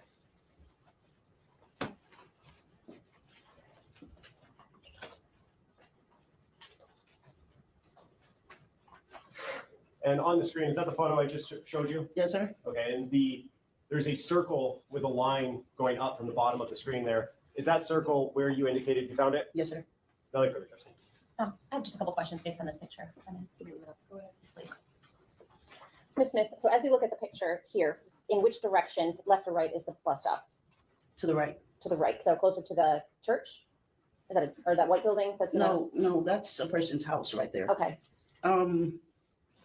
It was like, okay, I come out of my driveway and it's like catty corner to the bus stop from my driveway. well, the sign is where the bus stop is, right? Yes, right there. And so, okay, that's all I have, thank you. Another quick question. Okay, Ms. Smith, you are done testifying. Thank you. You have it there. Please watch your.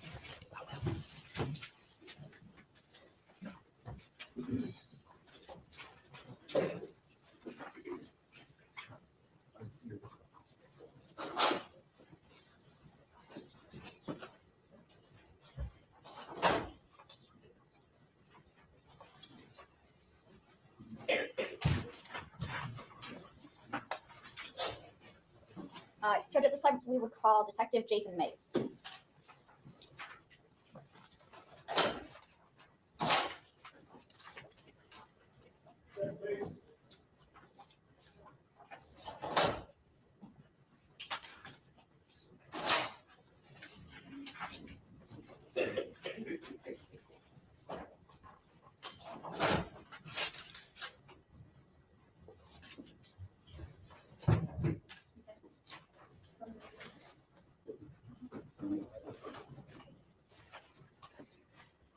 You swear to tell the truth, the whole truth, and nothing but the truth. I swear. Okay.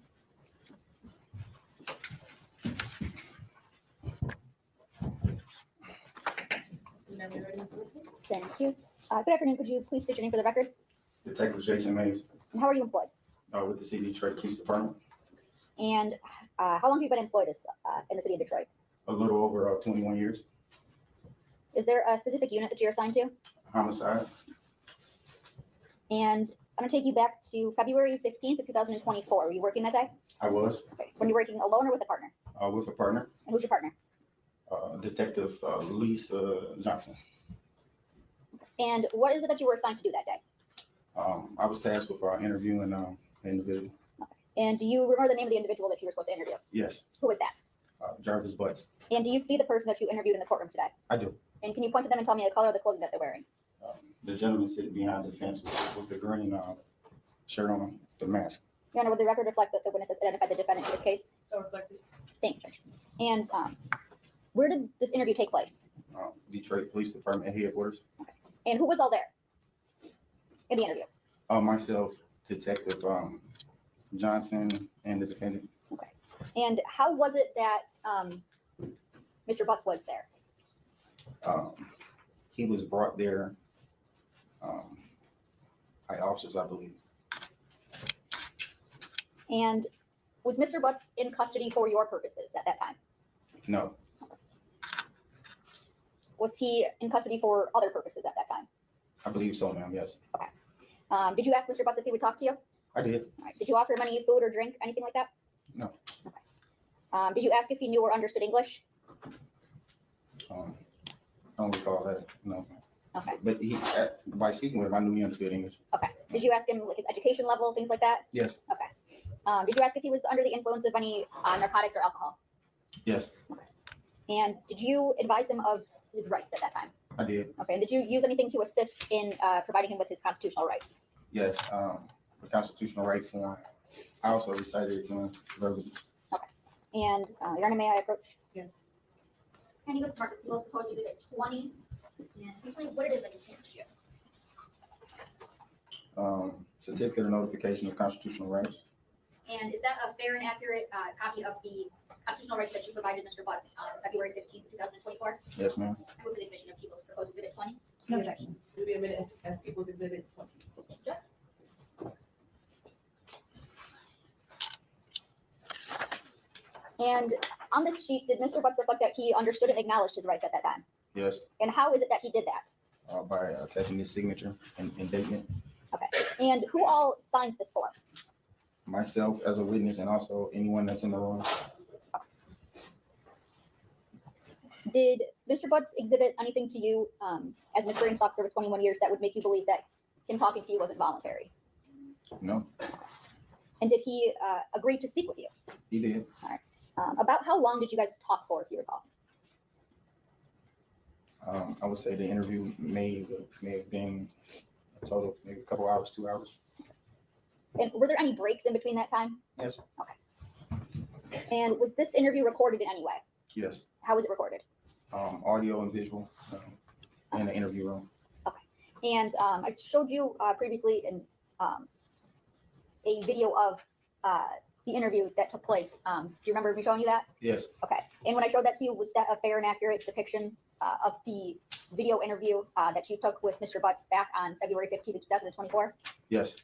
And Your Honor, I vote for the admission of People's Proposed Exhibit 21. No objection. It will be admitted as People's Exhibit 21. Thank you, Judge. And may I publish? I'm not going to play the whole video. It's rather lengthy, but there are parts that I did want to play. Okay.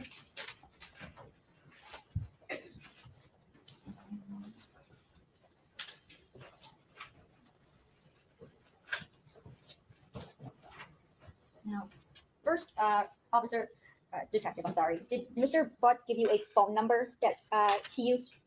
Yes. Okay, and do you recall what phone number it is that he gave you? I would have to review my report, but I believe it's 313-585, something like that. Okay, when reviewing your report, refresh your memory. He would. Do you have your copy or? Yeah, I have a copy.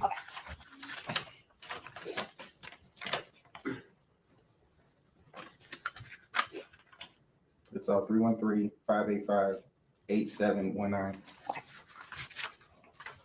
Now, I want to jump to 1 hour and 46 seconds in 1 hour, 46 minutes and 56 seconds.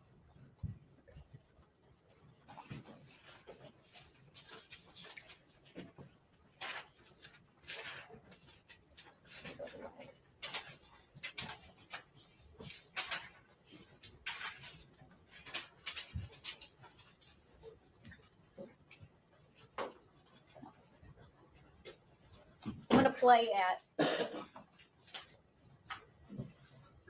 1 hour, 46 minutes and 38 seconds. Everybody you deal with, right? Okay. They know, you got them together, they know what's going on together, but they know about each other. Okay. So this is when I ask you that, I wouldn't ask you no questions I wouldn't have answers to, so I'm just trying to understand something. So it's right there. There's a brief synopsis of Zaza's interaction with you in the phone number that you had since 2019. And so right here on the day that I'm concerned with, this is right here. Don't forget be there. Yeah, that was what she said, that I was supposed to pick them up that day, but I never responded. Yeah. Well, So then that's when she responded. you send the message. Pardon that you want to delete your number. No, I don't know.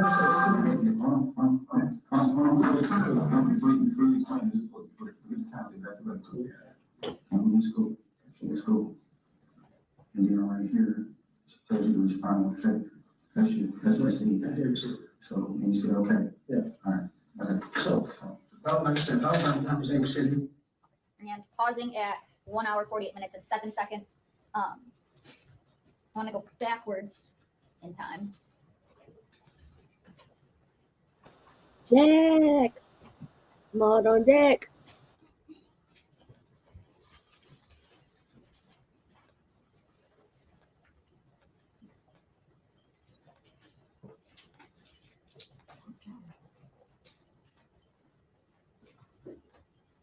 To 1 hour, 13 minutes, and 49 seconds. So, okay, so yeah, that's what we saw. Okay, all right, so your original date was what was your original date? Yeah. November the 20th, the day for my birthday of last year. That's when it happened? Oh, no, when I case happened? No, when did you supposed to get sentenced? Because we got 2 days. We got Yeah, January. so what happened was, I was supposed to get sentenced last year, the day before my birthday. Went to court verification, maybe they adjourned it to January the 9th. That's the day we got. Right, so I had a legal issue pending, and I asked to get it extended before I could take care of my legal issue pending. That was January the 25th. So after that, then they scheduled for February 7th. Yes. Right. And I'm pausing at 1 minute, or 1 hour, 44 minutes, and 44 seconds. And moving to.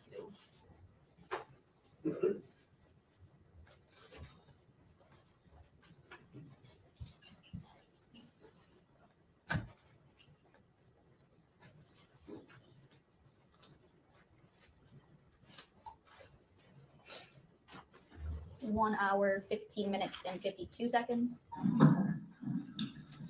right,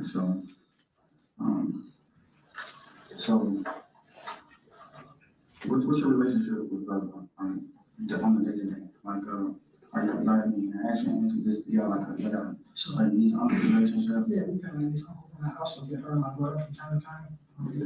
Tonight. J.A. Possibly. And Janai. Butts. Go ahead. How old are you? 16. Like, you know, 16? Okay. I thought you said, you saw the song, okay, 10, okay, go ahead. I get them from time to time. I do cleanups. Okay. Sometimes I see what's going on. I work at my old job. Frank says I have them come and clean up my office and my bathroom and stuff, like pretty much once a month, give or take. Okay, and where's Frank at? That's each one in there. Did you pay? And pausing at 1 hour, 17 minutes, and 3 seconds.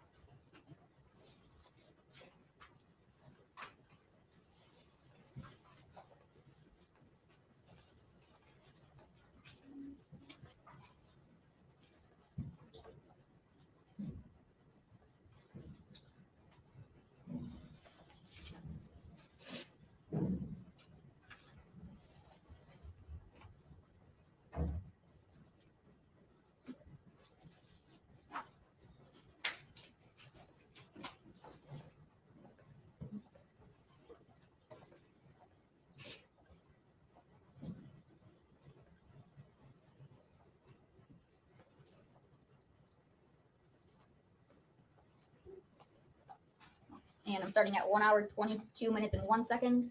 That's your answer to That's official. It's a face recognition. So you wouldn't able to use your face and you got a feeling with that? 04. 1925. 1925. Okay, so I need to know the last time you talked with, okay, brother? All right, so would you be willing to give me a consent decree real quick? Okay. Is that phone here? iPhone? Okay. Yeah, that's what I thought you looked at me like, what kind of?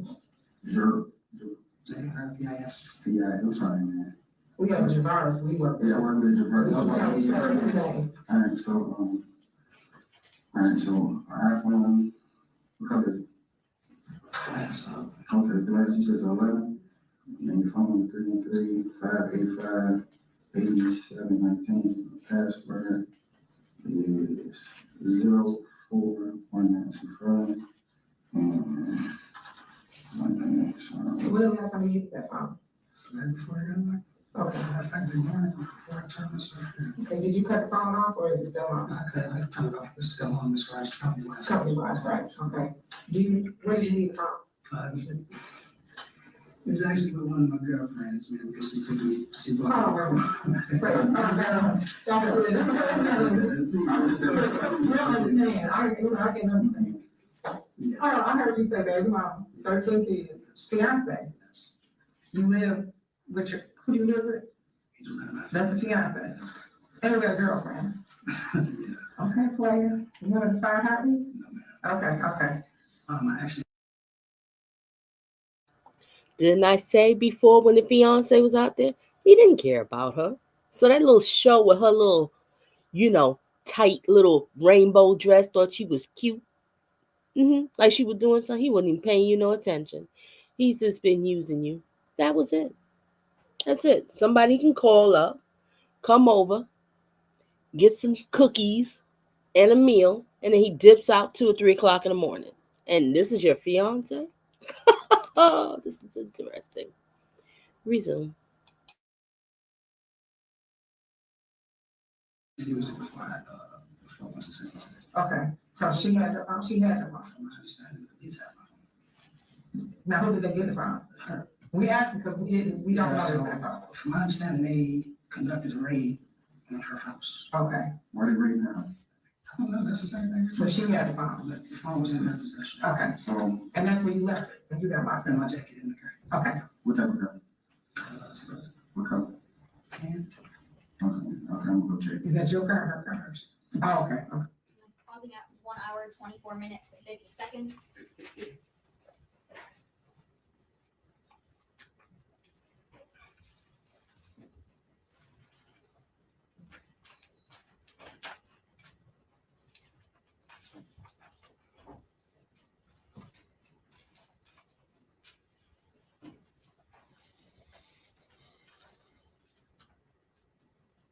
I'm playing at 1 hour, 32 minutes, and 16 seconds. to sex and everything, basically. And I know she's getting older, so she's into certain things, like I come up, she has fake nails and shit on. And I'm, and I know grandma was. So why just not give it to her? Okay, so that's what I'm saying. So that is, it's a mentor like that. So you mentor, were you talk to her, different, how do you do? Depending on, certain of the things, I would ask her how she would be, so, I'm serious, I'm saying, I've been patching with some family business. And one thing, like I said, everything is ready to be at her. You know what I mean? So if you want something, earn it, then you appreciate it. So that was my whole thing on that. So I used to just give it to him, he would take advantage. And every time I put, it's a lot of kids out there, so I can't keep giving. Yeah, not in That $5 and that looks real bad if I just give you money every time you gotta ask for it and or she asks for it and I can't give it to everybody else. So therefore, you guys want something, I gotta try to figure out. If I have something for you to do, I'll call it at you. Every time they come in, $25 a piece, depending on. Okay, so, actually, about this area real quick.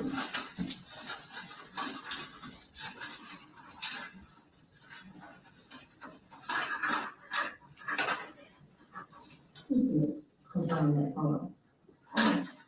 Make sure we talk about the same person.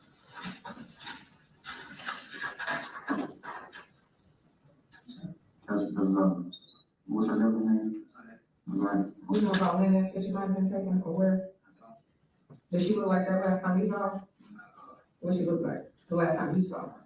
She had long braids. Any color in braids? Matter of fact, I mean, she didn't have to do it last time. Okay. So it wasn't even done, so I don't even know what it was. You talking about back and forth with her?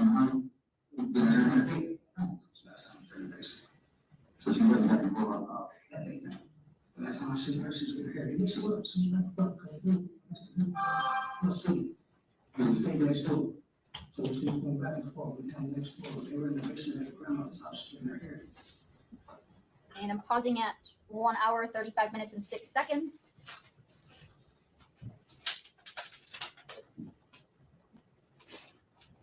And I'm playing at 1 hour, 44 minutes, 34 seconds. I don't remember, like I said, I don't recall. But you did my phone, I'm over there quiet. Okay, so,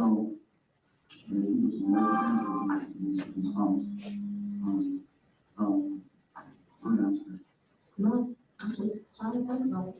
okay, so, when I was asking you about you had any contact with text messages or anything with, driver, you don't have any contact with like that at all? It was, you can't think of the last time you talked to them? Top of my head was. Okay. Were you supposed to meet her anyway? No, not at all. Not at all. So if Pausing at 1 hour, 45 minutes and 37 seconds.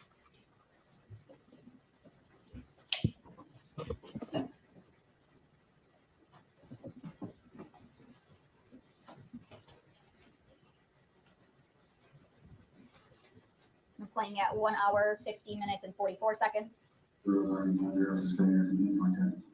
So, not accusing them, but some of the stuff, we can't just. I got that shit. So I do a lot. So can you kind of help me out, like, what we on with that, or point in the right direction? I'm not saying, no, I'm not saying that. What I'm trying to say is what happened, like, I can't tell you. Why would she be texting me everything if that wasn't me? So he's not supposed to be at that house. It's okay. So that's I was picking up at that house at the grandma's house on Bedford. Okay, from time to time, I had Joshua, and I did tell him to pay attention. Location she didn't put at my grandma's house. I was supposed to do that because they got out of school and every time I was with my daughter, got out of school. I don't pick them, I don't pick one of them out. Bottom line. I don't pick one of them out. So it wasn't. Pausing at 1 hour, 51 minutes and 54 seconds.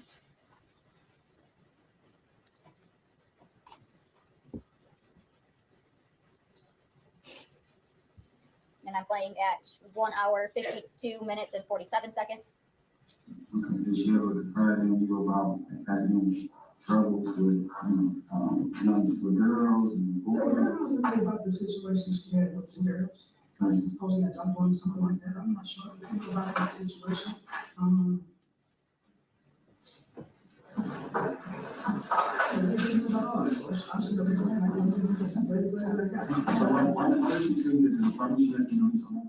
So what are you talking about? She was talking about the number that she called me from. Like I said, they called from different numbers. I see. Text now shit. So I can, right. So I can get a young number. I don't know what she was saying. I don't know. Because anything that we do, like I said, it's always like that. When they call me from text now numbers and all that bullshit. So I'm assuming she was seeing what she said.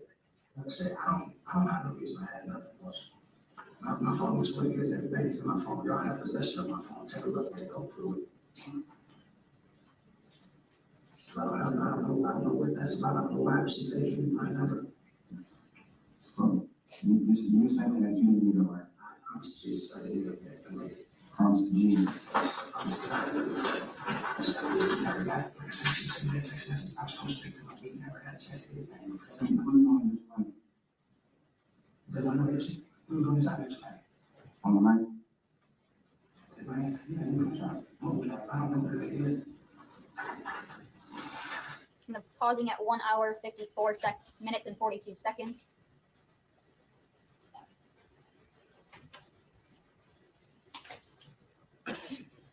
And I'm playing at 1 hour, 56 minutes and 53 seconds.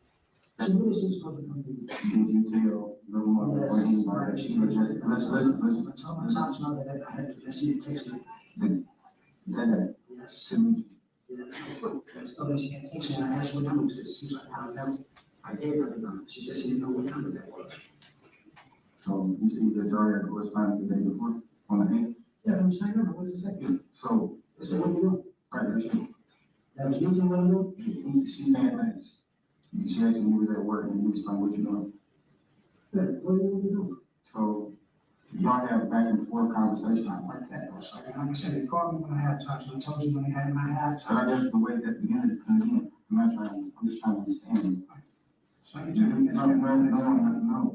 No, you wait. Listen, I'm agreeing. At the end of the conversation, you asked, did you ever speak with her on the phone, or text message?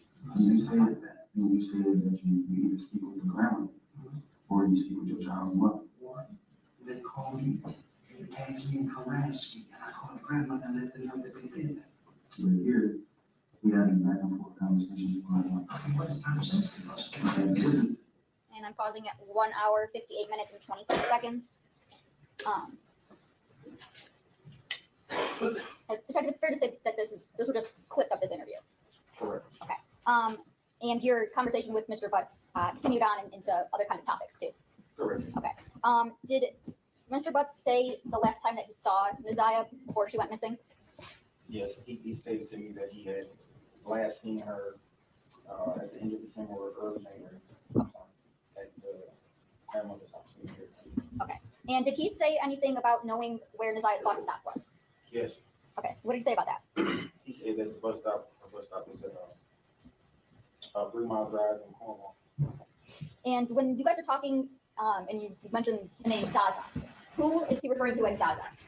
The decedent. He's talking about Isaiah.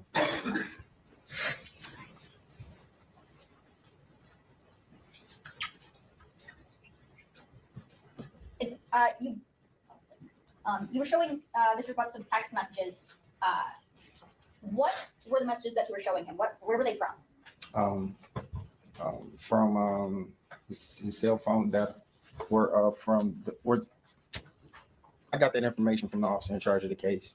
I don't know exactly where it was extracted from. I would have to review the document. Okay. Were they from like a cell phone provider? Were they from an app, something like that? I believe they were from an app. Okay. And was it your understanding that those were messages between Mr. Butts, the defendant, and Nizaya Harris? Absolutely. Okay. And the photo that you showed Mr. Butts, where he identified Nizaya Harris,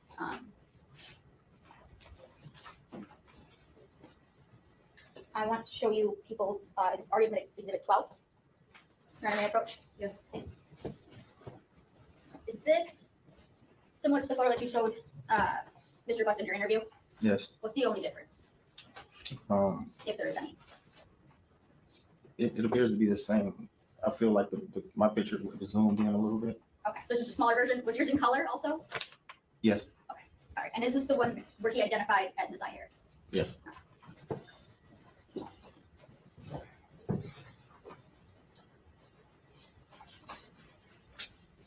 I think we're good this time.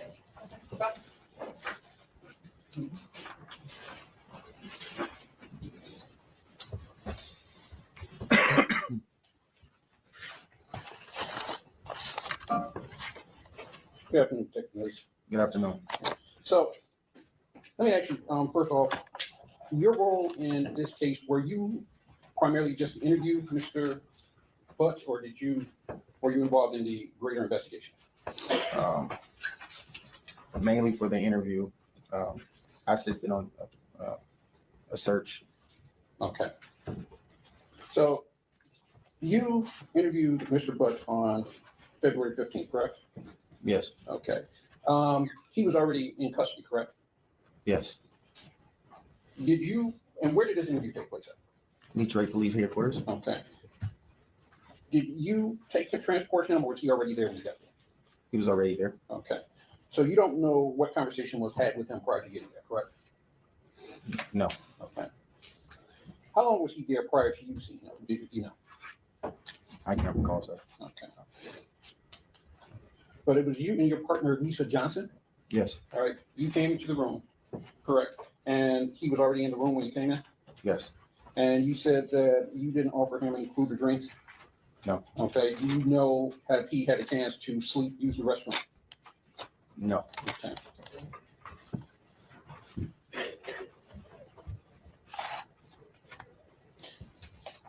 So you begin the interview with the reading of his constitutional rights. Yes. All right. And you said you believe he understood English, he understood everything he said, correct? Correct. And you read the rights from him. Yes. Did he read them to you, or did you read them? Okay, Laura, have a good one. Catch you in the next one. And you two enjoy your evening.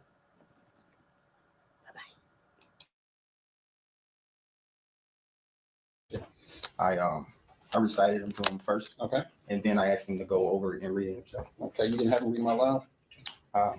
I can't recall. I can't recall. No. All right. And he initialed behind each one of those, correct? Yes.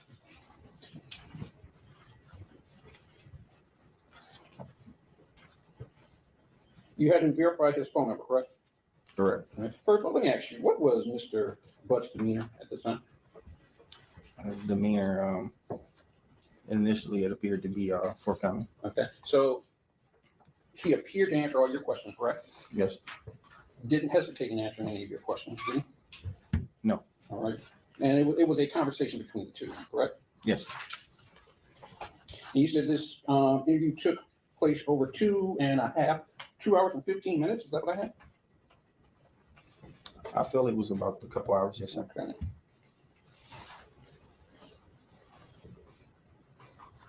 So you asked him about his cell phone, correct? Yes. He gave you the cell phone, he gave you his number, correct? Yes. And he even signed off to say, yeah, go ahead and search my cell phone, right? Yes. Okay. Now you asked him about January 9th, correct? Yes. And he told you he did not do, he had a legal issue up in Clinton Township. I'm sorry, he had a legal issue, excuse me. Yeah, he said he had a legal issue, yes. All right. Did you check and verify whether or not that was true? I did not. Okay.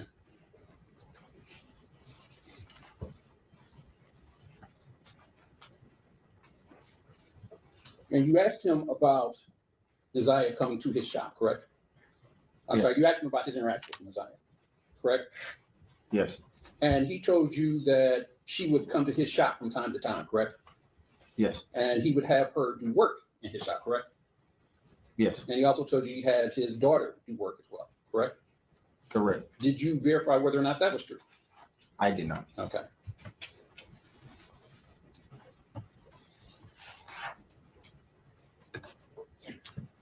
You asked him about a bus stop, correct? Correct. And he said, he told you where this bus stop was, correct? Correct. And did you find out how he knew where this bus stop was? I did not. I'm sorry? I did not. Did he tell you that anyone told him where this bus stop was? I'm not sure, sir. I can't recall that, sir. You can't recall? Maybe that's true. I can't recall. Sir. Can't recall, okay. Just one moment.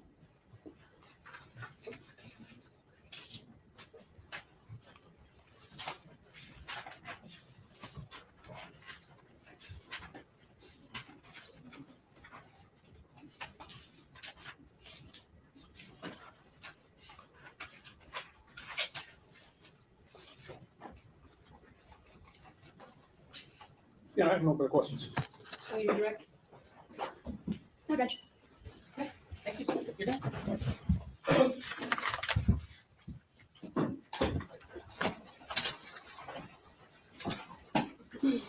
Okay, ladies and gentlemen, give me a second to figure out the skip it. I think they go to lunch. So I have to skip it and find out which You all point. want to break for lunch or keep going? Yeah, they go to lunch. I'll leave it to. Give me a second so I can pass it for us. I'll ask my staff. And I think the text message is the next one, Lovejoy. So I'll show that tomorrow. But I'll finish this. Okay, we have 45 left, right? First witnesses. I believe so, Judge. I don't think you're gonna be lengthy. Okay, we'll come back at 1:45 and finish up the rest of the witnesses. Thank you.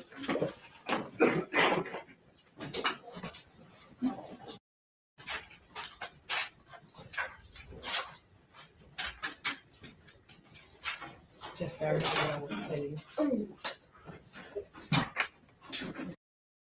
Camera's off. Camera's off. Okay. Okay. Gotcha. And what about audio recording? I would say no audio recording. Okay. Yeah. Okay. And I'm not gonna live stream it either. What's that? No live stream either, Are we able to take notes? Yeah, Yeah, yes. in person. without name, of course. Yeah.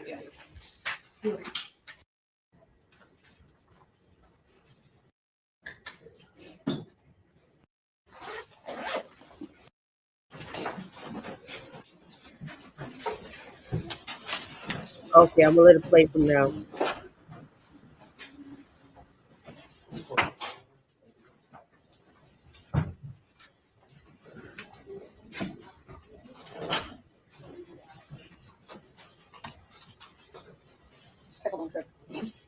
Raise your hand. You swear You have to to put do the Yes. Just watch your step. the text message is separate, so I'll do that tomorrow. Or maybe I'll do it Pull that tonight. microphone off the ledge if you want, so you don't have to keep leaning into it. Hands ready. Thank you, Judge. Good afternoon. Could you please state your name for the record? It's Erica Anderson, ERICAANDERSON. And how are you employed? I'm with the Michigan State Police Northville Crime Lab in the biology unit And how long have you been employed by Michigan State Police in the Northville Crime Lab? for 15 years. And what kind of education do you have for your job? I have a bachelor's in biochemistry from Eastern Michigan University. I also have training with the National Forensic Science Technology Center and the Michigan State Police. That was approximately 1 year of testing in biology, forensic biology and DNA analysis. Okay. So what kind of training, I guess, do you have to have for your role that you do? And do you do any continuously? Yes, so I had approximately 1 year of training with I previously mentioned, as well as continuous education, which includes at least 8 hours in DNA specific training, as well as up-to-date journal articles in current technology. Okay. And do you have any certifications or any necessary like licenses for this job? No, we don't. Okay. And have you testified as an expert before? Yes, I have. Okay. Where at? Washtenaw County, Wayne County, St. Clair, Oakland County, federal. And approximate how many times have you testified as an expert? About 40. And what is it that you testified as an expert in? On DNA analysis. Your Honor, move to certify Erica Anderson as an expert in DNA analysis. No objection. Okay. Thank you, Judge. I want to talk about this case specifically. And when I say this case, I'm referring to lab number MD24-691. Did you author reports as it relates to that case number? Yes, I did. Okay. And what record numbers did you author? Record 4, 6, 8.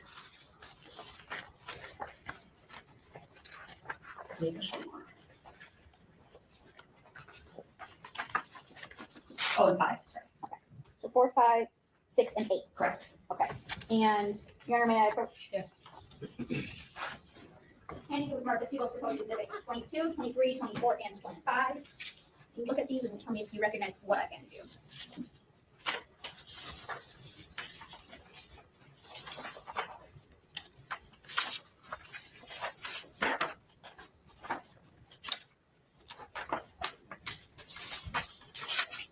These are the reports I authored. And we'll go through these one by one. Is People's Exhibit 23, is this a fair and accurate copy of the report you authored as it relates to record number 5? Yes, it is. I move for the admission of People's 23. No objection. Should be admitted as People's 23. Okay, sorry, not People's 22. In Proposed Exhibit 22, is this a fair and accurate depiction of the report that you authored in record number 4? Yes, it is. Move for the admission of People's 22. No objection. Should be admitted. Thank you. And in Proposed People's 24, is this a fair and accurate depiction of the report you authored as it relates to record number 6? Yes, it is. Move for the admission of People's 24. No objection. Should be admitted. And 25, is this a fair and accurate depiction of the report you authored as it relates to record number 8? Yes, it is. And I move to admit People's 25. No objection. Should be admitted. Thank you. Now, may I publish, Judge? Yes. Thank you. You turned off sharing, sorry. Sure, sure. Oh, sorry. Thank you. Okay, so we're looking at People's 22 right now. Tell me, what is it that like these reports just generally start with at the top? The information that is submitted by the agency with the evidence, which is their agency number, as well as the investigating officer, and then we assign a laboratory number to the case. It also has the date received for that evidence and the date the report was completed. And who comes up with the nature of offense? Do you list that? Does the police list that? The agency, Okay. And what about the victims and suspects? Who lists those? they also list those on the paperwork and submit the evidence. Okay. So in record number 4, what did you do in record number 4? I interpreted and recorded 2 items of evidence that were submitted. What were those items of evidence? A buckle swab from Jarvis Butts and an ID, swabs of an ID card. And what is it that you did to them? What's the process that you did? So I'll give you a general overview of the process. When we receive this evidence in our laboratory, it's usually in a small tube, it's cuttings or swabs from evidence. We then extract the DNA, we see how much is present, and then we make many millions of copies of that DNA. We can then get a picture of that DNA profile from the evidence for the individual, and we can compare those. So in this case, I received the buccal swab, and for a reference sample or a buccal swab or blood known DNA from an individual, everyone has one or two what we call types at each of the locations within the DNA. So when I see one or two at one of these locations, I know that's only one person. If I'm seeing 3 or 4, 2 people in that sample. So for a reference sample, blood or buccal swab from the inside of someone's cheek, there will only be one individual present because that's directly from that individual. Okay. And what you do, your process doesn't change or alter the DNA in any way, does it? No, everyone has their own unique DNA profile. It is specific only to that person unless they have an identical twin. Every cell in your body has the same DNA profile that is unique to that individual. So in record number 4, you came up with some interpretations. What does that mean? So when I look at the kind of the picture of that DNA profile, I'll interpret how many people are there and then make comparisons to any known samples and the evidence. Okay. So in interpretation number 1, you obtained a profile from the Jarvis Butts buccal swab. Yes, I did. Okay, and that was sufficient for comparison purposes. Correct. What does it mean to be sufficient for comparison purposes? So the DNA must be above a certain threshold for evidence or references. And in this case, that DNA profile was all above that threshold, and it can then be compared to evidence. Okay. And the interpretation number 2, you obtained a DNA profile from ID card swabs, but that was insufficient for comparison purposes. Correct. The amount of DNA there was just too low and did not make it above that threshold, so I couldn't do anything with it or compare it to anything. Okay. So you can say there's DNA there, but you can't compare it to anything. Correct. Okay. And that was the entire substance of record number 4. Is that fair? Correct. Okay. In record number 5, what evidence did you analyze in record number 5? I received earbuds that were submitted as a possible alternate known, fabric mattress pad cover cuttings, plastic mattress cover piece. And these earbuds, alternate known. What does it mean? What does alternate known mean?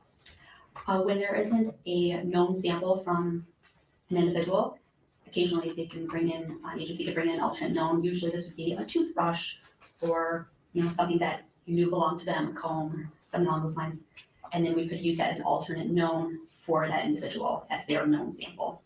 Okay, so as opposed to there's a straight buccal swab from them or a hair strand from them. Generally, buccal swabs or blood samples are used as references for known samples. And in this case, do you know what alternate known you received? There's an alternate reference known possibly for the victim in the case. Would an alternate known, could that also be like a blood card from the birth? Yes, that there are blood spot cards taken at birth that can be obtained from hospitals to be used as known samples. Okay, so it'd be a known sample. Correct. Okay. And your result? Not my present. I'm out the bushes, Miss Donna. Okay. Well, welcome. Glad to have you here. And good evening, good afternoon, and all that good stuff. Glad to have you here. All right, let me resume. In this case, in your interpretations, you stated there was a DNA profile obtained from the earbud swabs that was not sufficient for comparison purposes. Is that the same thing as you were saying?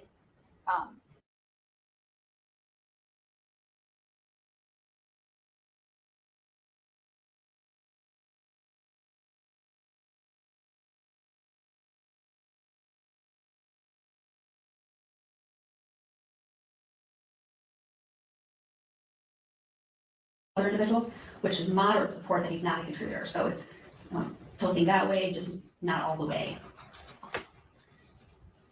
And in record number 8, what evidence did you analyze here?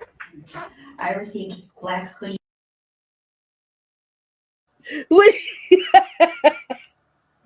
I watched the Hamhawk case with you, and you mentioned the folks in the back, in the bushes, who don't like to subscribe. Oh my gosh. You remember that? Okay. Yeah, we got another ham hock over here, this sleazeball. It's just never ending. Never ending. Never ending. All right, but glad to have you here. Glad to have you. Let's resume.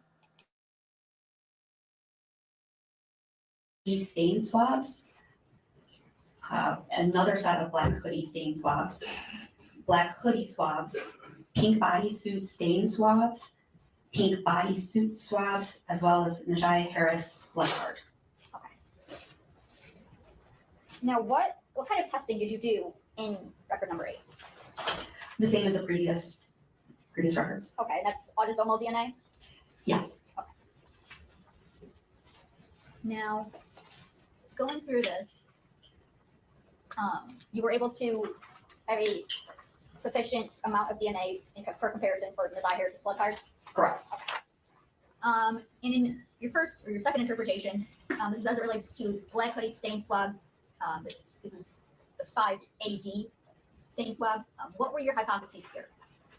So I determined that there were 2 individuals in that black hoodie stain swab, the first one, 5AD, and I would compare each of the known individuals to the sample. So initially it would be Jarvis Butts, and on one unrelated unknown contributor, and then on the other hypothesis would be 2 unrelated unknown contributors. So based on those results from the black hoodie stain swabs, it was approximately 460 times more likely if it originated from Jarvis Butts and an unknown contributor than if it was from 2 unrelated unknown contributors. And this provides moderate support that Jarvis Butts is a contributor to the black hoodie stain swabs. Okay. And you can't say what that stain was, can you? No. Okay. And then you said you did one for Jarvis Butts and you did one for Najee Harris. Correct. So when comparing Najee Harris, it's approximately 3.7 million times more likely if it originated from Najee Harris and 1 unrelated contributor than if it were from 2 unrelated unknown contributors. And this provides very strong support that Najee Harris is a contributor to the black hoodie stain swabs. And in interpretation 3, this is the second of the black hoodie stain swabs, 5BD. When they're separated like that, when you have like 5BD and 5AD, does that tell you that they're different parts that are being swabbed, different areas?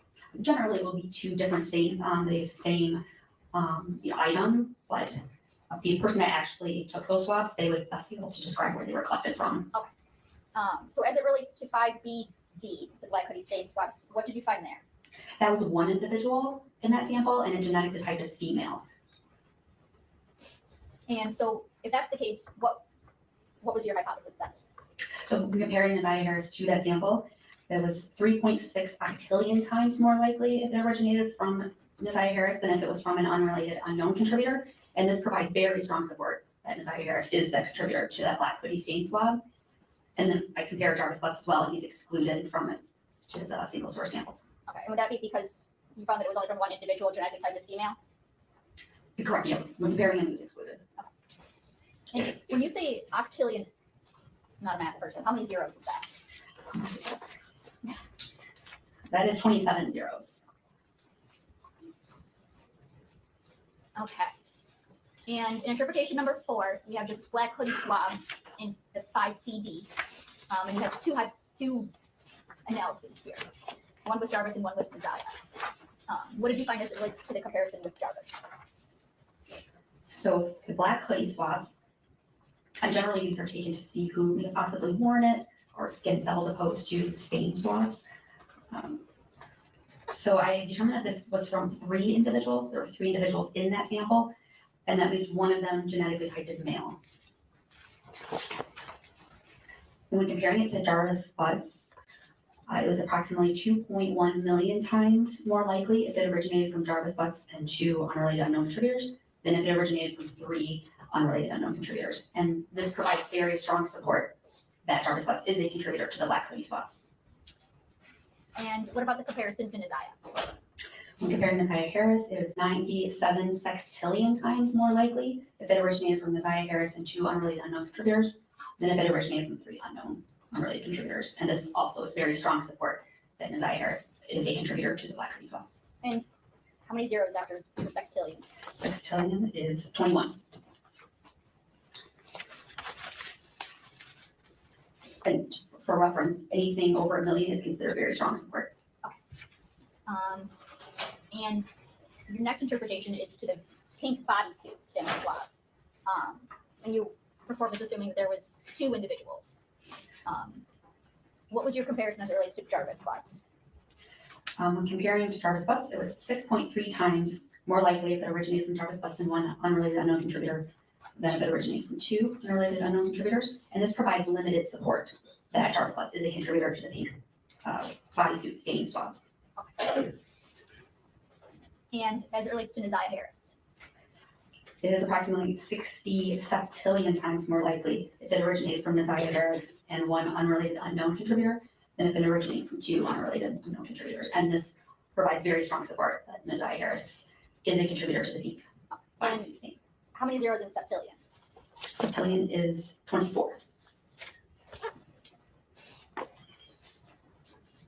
And then you interpreted the pink bodysuit, just regular swabs of it. You determined that there was 2 individuals, at least 1 was typed as male. Correct. Tell me your comparison with Jarvis Butts. So it was 24 trillion times more likely if it originated from 2 unrelated unknown contributors than if it originated from Jarvis Butts and 1 unrelated unknown contributor. And this provides very strong support that Jarvis Butts is not a contributor to the pink bodysuit swabs. And you had said previously, just the swabs of items, you said they're more related to like a wearer ID type thing? Generally, if it's a possible stain, blood stain, semen stain, it'll have the word stain. It's just swabs of. Generally, it is just swabs looking for who was possibly wearing that item. But I did not take the swab, so that person would be able to tell exactly. And for the comparison with Neziah Harris, what did you find there? It was 150 sextillion times more likely if it originated from Neziah Harris and 1 unrelated unknown contributor than if it was originated from 2 unrelated unknown contributors, which is very strong support that Neziah Harris is a contributor to the pink bodysuit swabs. I think we said previously that's 21 zeros. Sextillion, yes. Okay. And what were your findings as it relates to interpretation number 7 of the fabric mattress pad stain cover? So in the earlier report, we did not have a known sample from Neziah Harris, so I went back and compared her to those previously submitted evidence samples, one of which was the fabric mattress pad cover stain, which she was excluded as a contributor to that stain. Also to the plastic mattress cover piece swabs, which if you'll remember, that was 4 individuals. When comparing her, it was 430 million times more likely if it originated from 4 unrelated unknown contributors than if it originated from Neziah Harris and 3 unrelated unknown contributors. And this was very strong support that Neziah Harris is not a contributor to that plastic mattress cover piece swabs. The final was the shower drain swabs. That was also 4 individuals. And that was 13,000 times more likely if it originated from 4 unrelated unknown contributors than if it originated from Neziah Harris and 3 contributors. And that was strong support that Neziah Harris is not a contributor to those shower drain swabs. And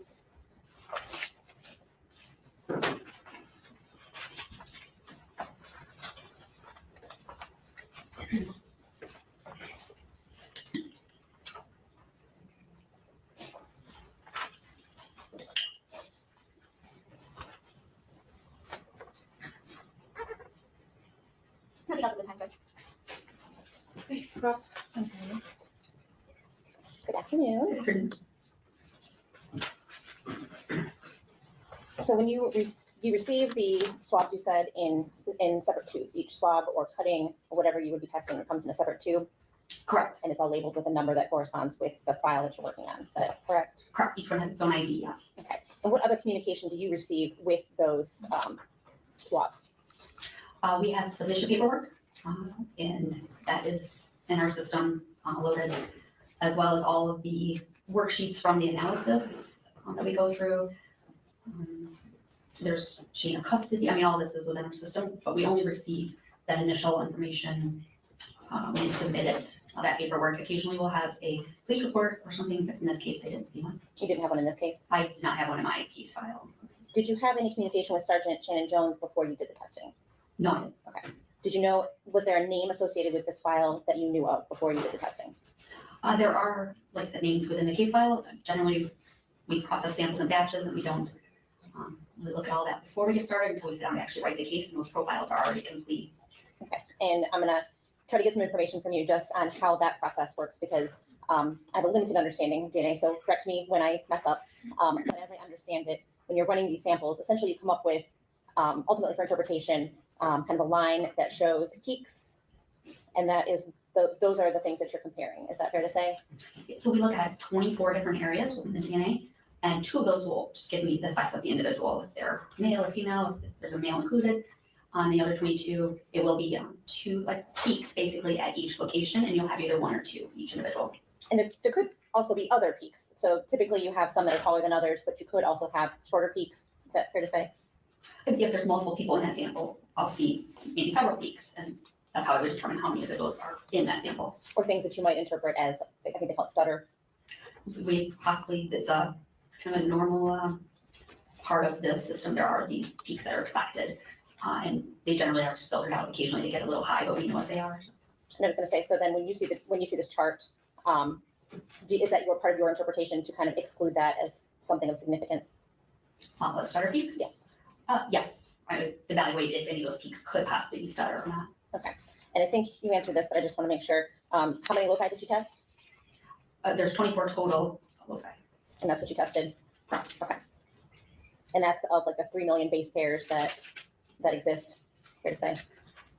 And there's 150,000 loci in the human genome, correct? Is that right? Yeah, this is the standard for forensic testing. It's 24.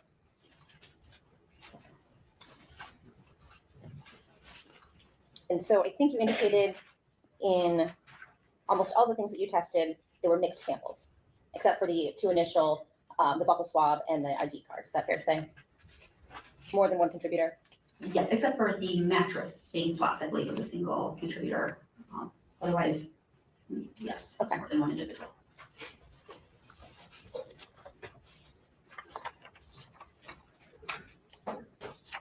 On the black hoodie swab, the non-stain swab, I think your report indicates, or your testimony was that there were 3 contributors. Is that correct? I just wanted to kind of double check to be sure. Yep. Are you going to refer to your report to do that? Yes, my report. So the second, the 5BD? Yes. Oh, 5BD was only 1 individual female. I'm sorry, I guess I'm looking at.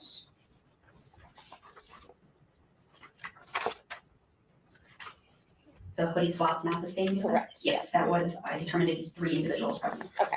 And I think your report says that at least 1 was male. Correct. I can't determine how many males, just that at least 1 is male because there was a black in the sample. Okay, so fair to say there could have been 2 male contributors and 1 non-male, 1 female contributor. Yeah, all I know is at least 1 in those 3. Okay.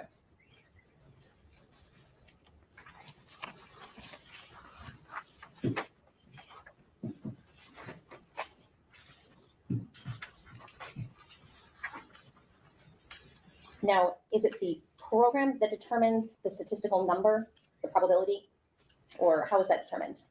I determine how many individuals are in the sample, and then the software determines that likelihood ratio. Okay.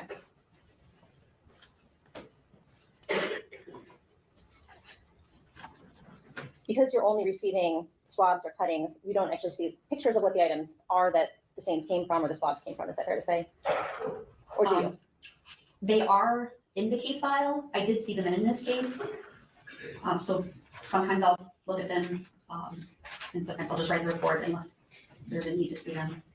They're not always provided, but. Do those pictures indicate to you where the different samples might have been taken from, or the swabs may have been taken from? Yes, the pictures in this case were taken by the previous analyst that provided the samples to me. So she would have actually examined the evidence itself, took the pictures, as well as where any swabs or cuttings were taken. So the previous analyst would be testing for genetic material in general. Is that fair to say, like saliva, blood, semen, stuff like that? She's the one that's making that determination. Yes, she would do any body fluid testing, such as blood, semen, saliva, and then any swabs that just for skin cells. Okay. DNA can degrade over time, fair to say?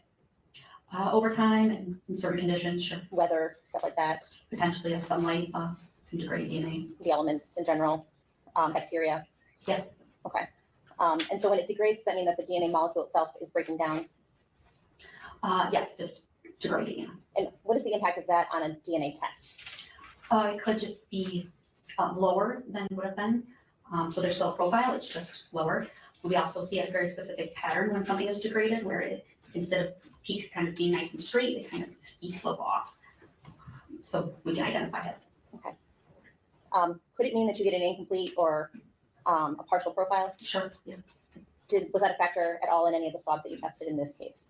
I didn't see any very specific, that pattern that I was talking about, I didn't see that.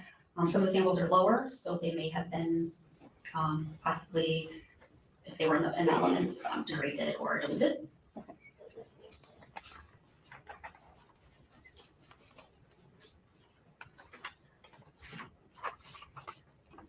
So you mentioned that when you're looking at a profile, if you see a Y chromosome, that indicates to you that there's a male contributor to that sample. Correct. And try to say this in the least amount of words possible. And so if you have a mixed sample, you can do, or one of the ways to determine the male profile would be to use a Y-STR analysis. Is that correct? Yes, we do offer testing that specifically looks at only that Y chromosome in our lab, and I don't perform that testing personally. Somebody else would perform that? Yeah, so when we need it, they will perform it, yes. And what would indicate, or what would determine when that would be needed? Generally, it's in samples where it's a mixture from, usually from a female, let's say a body swap, and there's so much of her DNA, it's overwhelming the small amount of male DNA present. So they can do this testing to only look at that Y chromosome so that that large amount of female DNA kind of isn't in the way. And so this would be done for something like skin cells or saliva or some DNA, some genetic material that's not specific to males. Is that correct? Like you wouldn't need to do that kind of test on semen or something that's only going to come from a male. It's any sample where there's just an over, a large amount of female DNA, but a very small amount of male DNA is generally when we use the testing. Okay. Would you use it if there were multiple suspected male contributors? I don't want to speak to that test, like when we would use it, since I don't do it. Okay. Would it be, is it possible to use that, or would that be helpful in general? I have no idea. Okay, you're not familiar with? No, I mean, I have the basic understanding, but since I don't actually perform it and I'm not trained in it, I don't want to speak to it. Okay. Is it the Y chromosome DNA, is that passed down to male offspring? But the male profile, so you're talking about the YSTR profile, it would be the same? Correct. Yes. Okay, from a father to a son? Correct. Okay. And that's the Y star DNA, right? The Yes. Y short tandem repeat? Correct, yes. And so you could have a similar Y star profile between a father and a son because that chromosome is being passed down almost completely unchanged. Is that fair to say? Or is it correct scientifically? I mean, scientifically, they would have the same, without any mutations, that father and son would have the same Y profile. Okay. But in autosomal testing, they would not. And when you were doing your testing on these samples, you had 2 known profiles, correct? Correct. You were testing against Jarvis Butts? Correct. Yes, and Messiah Harris. That's correct. You weren't testing it against any other males? No other references were submitted to us for comparisons. Okay. So a DNA test obviously can't tell you when DNA was deposited on an item. Is that correct? That's correct, yes. And it can't say how it came to be put there, right? Correct. Like it could be there's primary DNA, right? If I cut myself and I get blood on my shirt, that would be a primary transfer, right? Yes. If I then touch something and get blood on that, then the blood that's on the, say it's on my paper, the blood that's on the paper then would be a secondary transfer. Yeah, from your shirt. Yes. Correct. Or say if I hand my pen to Mr. Riggins here, and then he hands it to somebody else, that would be a third. Is that correct? It's the transfer of the DNA. So I touch this primary, then you come and touch it, my DNA's on it, that would be secondary. And tertiary would be, then that DNA moves again. Of course, each time DNA is transferred, it's lower and lower generally. Okay. And so then if Mr. Riggins walks away with my pen and leaves it in another room and somebody picks up that pen and uses it, in theory, they could be tested and have my DNA on them, correct? Possibly. Even if we were never in the same room together. Correct. Okay.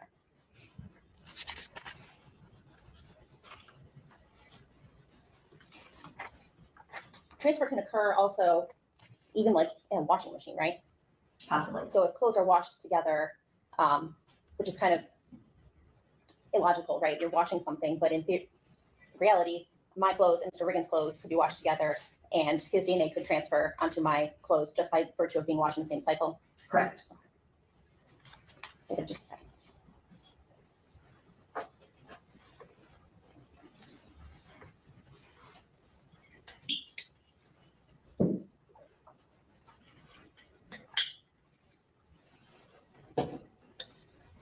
I don't have anything else. Thank you. Yes. Read rights? Just briefly. You asked some questions about YSTR testing. Would it be fair to say that that's kind of like a secondary test you would do if nothing comes up in autosomal DNA testing? Correct. That's when we look at that type of testing, is when we don't get results with autosomal. Hey, good karma and blessings to you, and Happy New Year. So I didn't see you for New Year. Happy New Year. Good to see you. Have you been following this trial too? Well, the pre-trial, but it's going to go to trial. But have you been following it? Let me know. Let me know. All right, resume. And is that because an autosomal testing would be a direct match as opposed to just a match on a Y chromosome? Yeah, to a Y profile that is shared. Yeah. Okay. So in these reports, you had known samples from Isaiah Harris and known samples from Jarvis Butts. Correct. Okay. And they were direct autosomal matches to Jarvis Butts. Well, we don't use match. We might compare them directly. Yes. They were direct comparisons to Jarvis Butts' DNA. Correct. Okay. And so I believe, as you said, he would share Y DNA with his biologically related male children. Correct. But his X DNA would not be the same as his biologically related male children. No, we get half our DNA from our mom, half our DNA from our father. So that's what makes up your DNA profile. So if he has a male son, their DNA would not compare. It would only be compared comparatively to the Y chromosomes, not the X chromosome. Yes. So father and son, they would not have the same profile, but they would have the same Y profile, which is not the testing that was done in this case. Correct. This was direct autosomal comparison. Correct. Okay. And is it fair to say that people shed or produce or leave DNA at different rates? Yes, everyone is different. How much DNA you leave behind when you touch something. Things like blood, semen, saliva, we would expect there to be more DNA present in those types of samples versus just touching something, skin cells. And given that people can shed DNA at a different rate, if that's kind of the right way I'm wording it, you can't say whether or not something was a primary transfer or a secondary transfer based on the amount of DNA present. No, I can't say at all how it got there or even if it's a body fluid. I mean, I don't really body fluid testing, so I can only say what the DNA is and not where it came from or the type of possible fluids. Nothing further, Judge. Okay, thank you. Thank you. You're all done.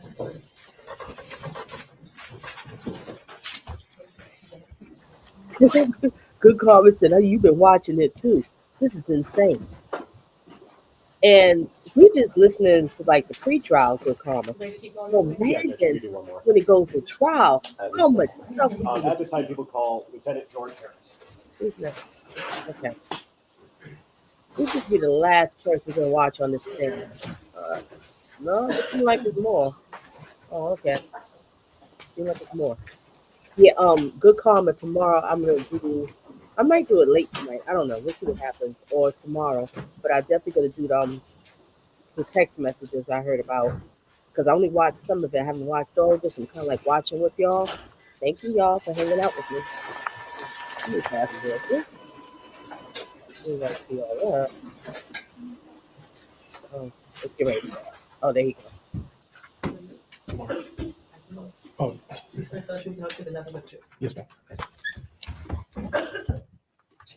May I proceed, Judge? Yes. Could you say your name for the record, sir? George Harris.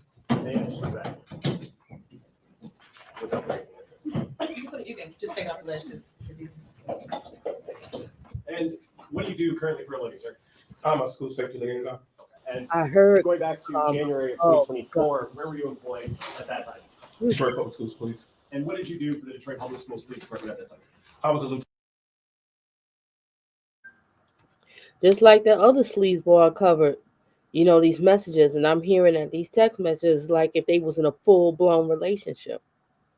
What is wrong with you? It's like Some of these men, I'm not saying all men, I'm talking about the creeps, the sleazeballs, the dusties, stuff like that. It's like when these young girls turn 13, they go into some sort of frenzy. Like they go into heat or something. They go crazy. And it's sick and twisted. But what bothers me the most about this could have been prevented because no one, if she was protected. And what bothers me, these women, all these women he got, right? And half of them basically know that he has a thing for young girls. And if I'm correct, he did time for it. Why are they messing with this man? That's why I'm saying these women are silly. These are silly women. Men, be careful who you impregnate. You impregnate a silly woman, you two don't work out, your child's not going to be protected by her. Resume. And assigned to an investigative division or something else? I was in charge of the Western Patrol Division and our intelligence unit. Okay. And did that include, at least on the intelligence unit side, some investigatory roles? Yes, it did. Okay. And were you involved in the disappearance and homicide investigation into Ms. Harris? Yes, I was. And how did you come involved in that, sir?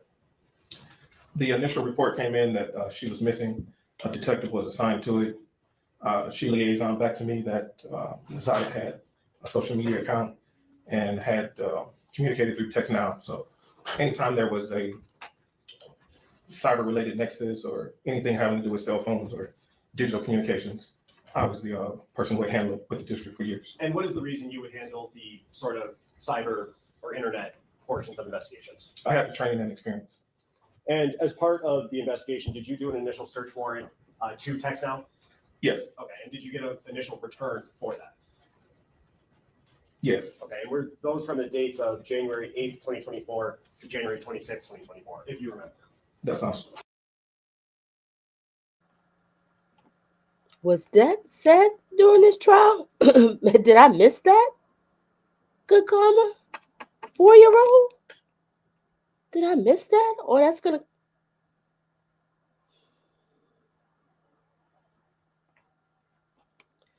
I'm getting a little bit upset right now. Why was this man born? Why? What was his purpose? Why was he born? Why are women entertaining these type of men? It's very disturbing. Okay. Lovejoy said, Don, unfortunately, this is a pattern in the family. Oh, the grandmother had her first child at...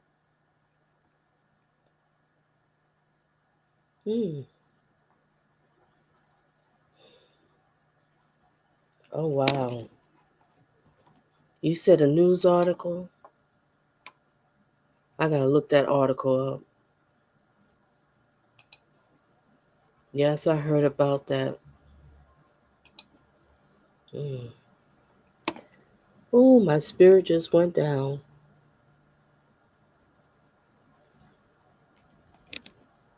Why was he born?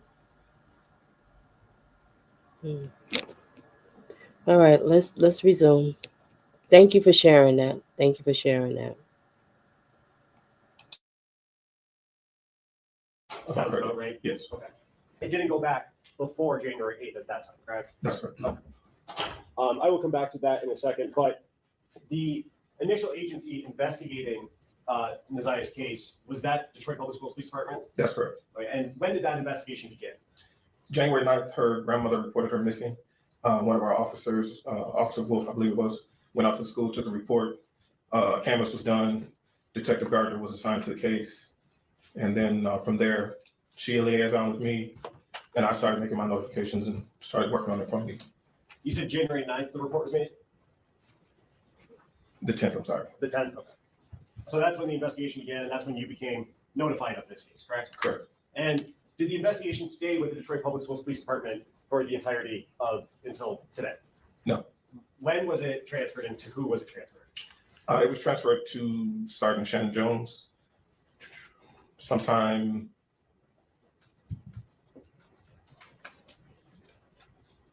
I don't remember the exact date, but it was later in January, maybe early February. Okay.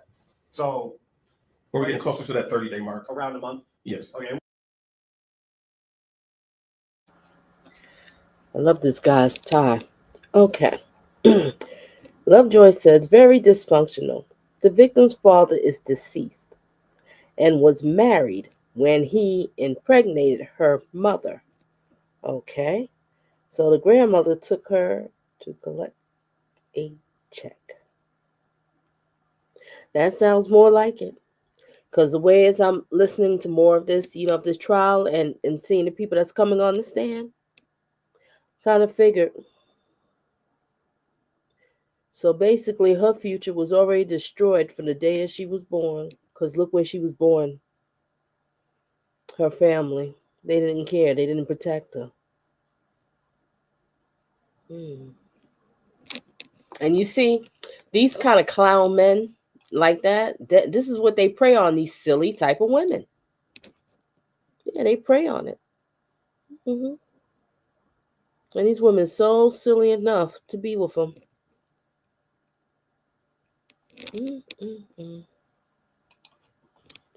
Okay, what else is said here?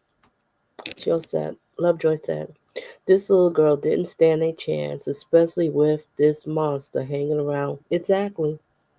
And they always hang around, situation like that. Women all over the place, broken down home. Women so thirsty for a companion, for a man. There's nothing wrong with having a companion, man. Ain't nothing wrong with that. But when you start putting them before your children, ooh, there's something wrong with that.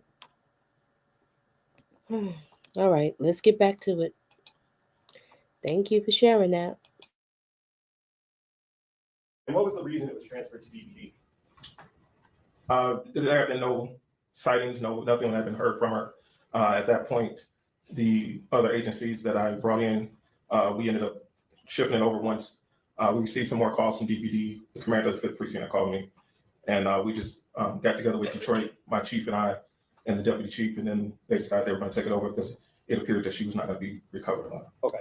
And in the course, to your knowledge of the initial investigation by the Detroit Public Schools Department, was there any activity from Nizaya on social media after January 9th? Not from Nizaya, no. Now, you said earlier that after it was transferred to the Detroit Police Department, did you receive a call regarding, from Sergeant Jones, regarding a request to confirm an ID that was found, a school ID? Yes. Okay, and did you receive a copy of that picture of the ID to confirm it? Yes. Okay.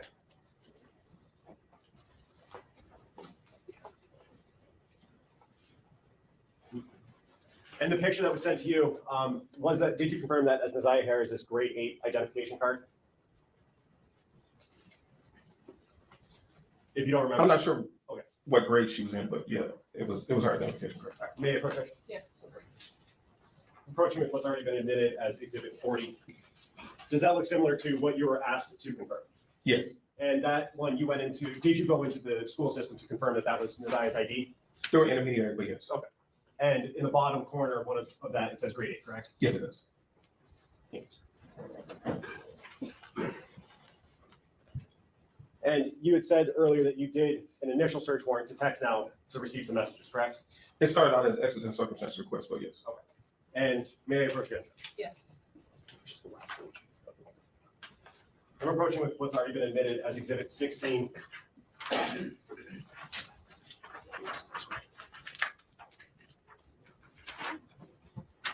And if you could take a look at that, I'm handing you the last page of Exhibit 16. Does that look familiar to you, sir? Yes. And are those some of the messages that you got from the search warrant that you did to text him? Yes. And are there on that page that you're holding 3 highlighted ones on the bottom of that page? Yes. And the first highlighted one, is there a number associated with whether that it was sent or received from or to? Yes. And can you read that number for the court, please? 313-585-8719. And was the first message that's highlighted there, was that a sent or received message? It was a sent message. Indicating that it came from the owner of the Text Now account, correct? Correct. And what does that message say? Don't forget to be there before 3. I will let you know when I'm leaving school. If you're not there, I will wait. And to be clear, the owner of the account that you did a search warrant on, you believe to be Nizaya Harris, correct? That is correct. And then the second message down from that, second to last message on that page, is that a sent or received message? It's a sent message. And who is it sent to, the number? 313-585-8719. And what does that message say? Send okay if you send the message so I can delete your number. And then the last message on that page first, is that a sent or received message to that account? Received. So the owner of the account would have received that message from someone else? Yes. And what's the number that sent the message to that text now account? 313-585-8719. And what is that message? Okay. And what are the dates of those messages?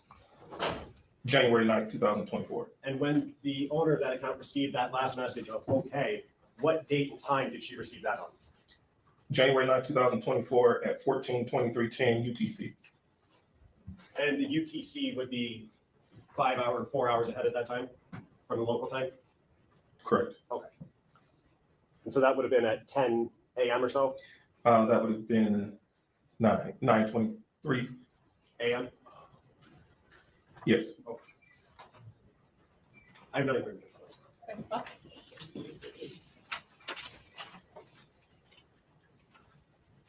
Is it Sergeant Harris? I'm sorry. It was Lieutenant It was Harris. Lieutenant, I'm sorry. I want to get that right. So did you learn about this case through Detective Gardner? You learned about it from somewhere from the school, or how did it land on your desk? Can you...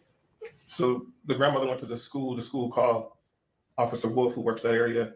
And then whenever we have a missing student, we always dispatch a detective. Okay, so it was Officer Wolf who was initially dispatched to the school. Correct. To do kind of an initial intake or interview, Yes. so to speak. Okay. And you're familiar that he did that? Yes, he generated a report and did that. And then Detective Adele Gardner took over from there. So when Officer Harris, Wolf. Wolf came back with his report, he passed, essentially, the report indicated what he did on the case and then handed it off to Detective Gardner. No, Detective Gardner responded to the scene before he even came back and did the report. Okay, so Detective Gardner is also involved in some of the things that Officer Wolf did. Yes, In the terms of canvassing and canvassing. talking to people, yes. Okay, that's what I was going to get to next. So you're familiar that at least Detective Gardner and Officer Wolf went out to the 3 Mile Drive location at Cornwall where the bus stop was and canvassed that area. Not just them, but other officers, yes. Others too, okay. Did any of the officers in DPS interview the teacher that was in Nazai's class that day?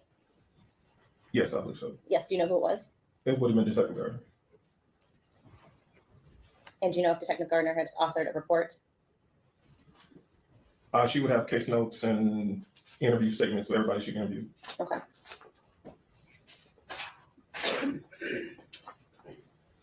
Did you follow up on anything that Officer Wolf did or that he left open in his report to do? Not personally, I was just directing the efforts of Detective Gardner as whatever guidance she needed or help. Okay. And one of the things that she requested of you was to do the search warrant for the text now.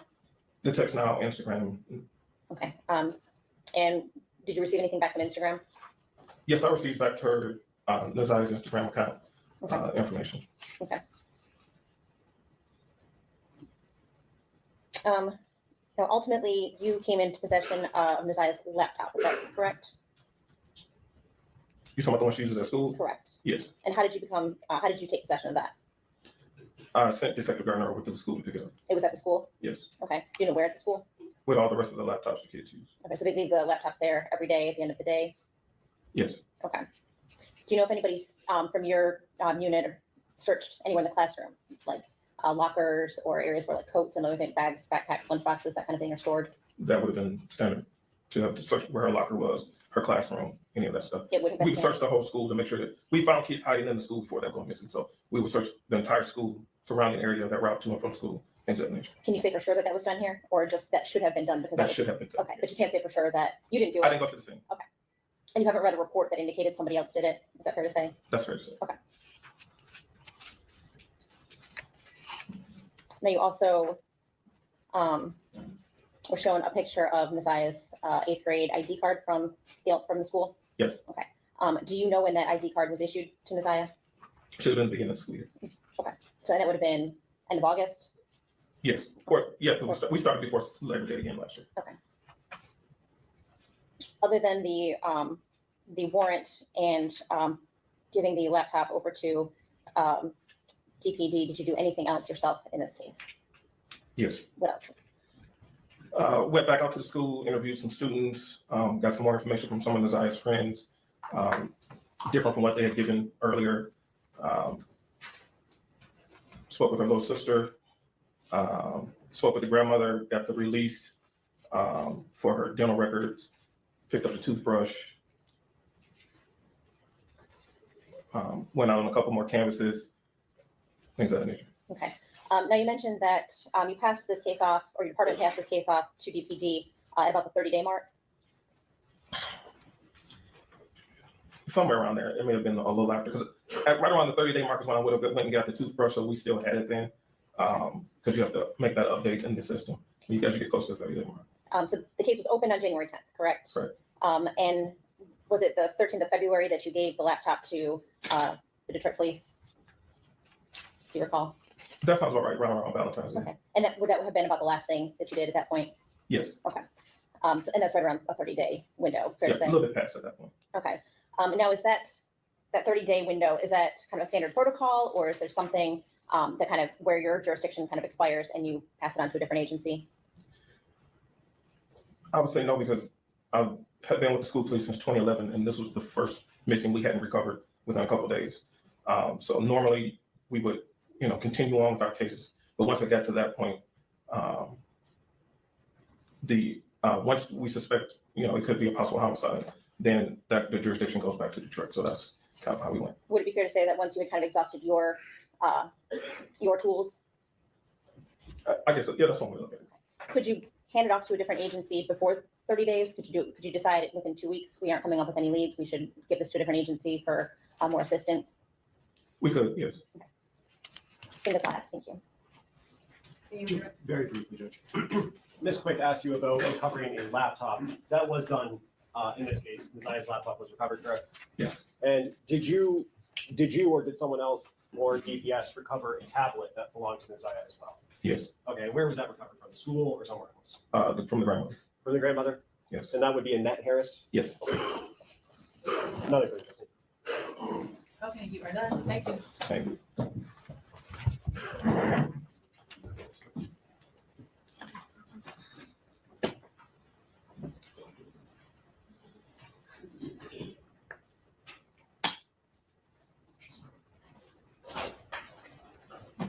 Here we have one moment. Yes.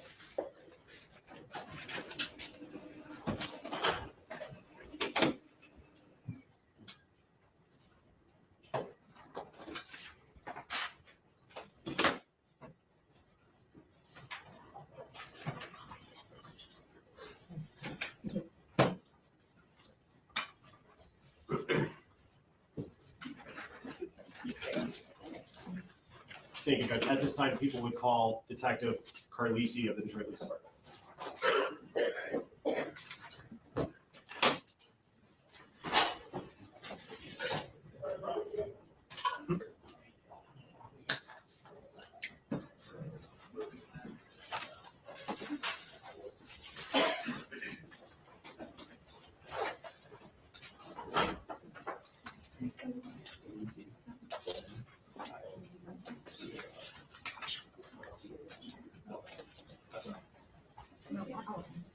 You swear to tell the truth, the whole truth, and nothing but the truth. I do. May I proceed, Judge? Thank you. You state your name for the record, sir? Antonio Carlisi. And what do you do for a living? I'm a detective at the Detroit Police Department, homicide unit. How long have you been with the Detroit Police Department in total? Total of 29 years. And how long in the homicide unit primarily? 11 years. And what is your current role in the homicide unit? At this time, I am one of two that extract surveillance videos from locations. Okay. And does that sometimes include like doorbell cameras, Ring or Xfinity or something like that? Correct, it does. Okay. And did you do that? I want to take you back to January 20th, 2024. Did you receive a request or a dispatch to go to a location? Not on that date, but yes, I did receive a request back in February 20th of 24 to make 4803 Bedford to recover some video. Okay, and you said 4803? Correct. And did you write a report about this? Correct. Is there an error or a typo in your report regarding the injury? Yes, I have 3803. And in preparation for your testimony, did you realize that that was a typo? Correct. And what was the reason you were dispatched to that location on Bedford? At that time, to recover video from a surveillance unit that's showing a girl walking down the street. And are you familiar with the area that address is in, or what the corner and cross streets are? Yes. And what are the corner and cross streets right next to that address? That is Bedford and Cornwall. Okay. And then is the street 3 Mile Drive nearby this location? That's 1 block east of Bedford. And did you have a chance to observe the videos, or some of the videos that you recovered earlier today? Yes. And do those fairly and accurately depict the videos that you extracted from the system? Yeah, that was a ring system. Yes, sir. Okay. And at this time, Judge, I would move to admit people's proposed exhibits 49, 50, and 51. Any objection? No objection.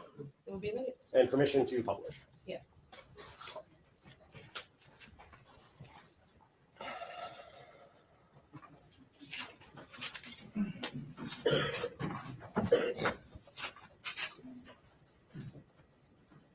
And playing exhibit.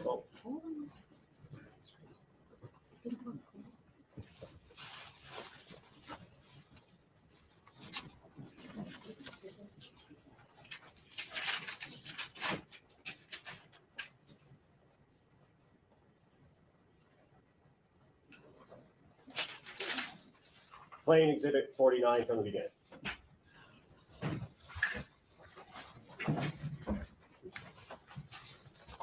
And stopping the video at 9 seconds in. I'm not going to ask you to narrate what we're seeing in the video. I just want to lay some groundwork as to what we're looking at. Did you see that bus go by on the right side of the screen? Correct. And where is that bus approximately stopping right now on screen? That's stopping right approximately at 3 Mile Drive. And Cornwall? Cornwall. Okay. And we're looking at Bedford from this view. Yeah, we're looking eastbound from the house of 4803 towards down Cornwall towards 3 Mile Drive. Okay. Continuing playing from 9 seconds.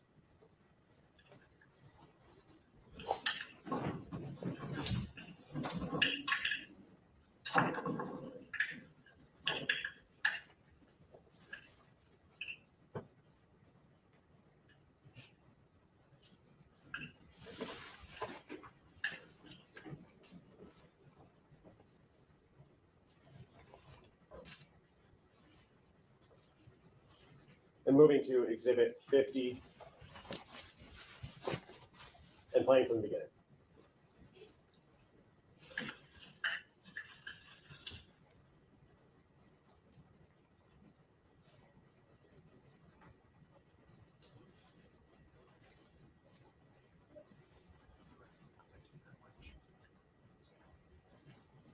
And moving now to exhibit 51.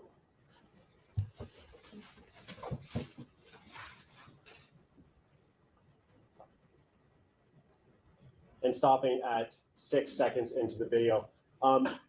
Detective, is there a timestamp on this video that you can see or that you know of? There is a timestamp. Can you see it on the screen right now? No, sir. And is it being obscured by the zoom thing in the bottom right corner? Correct.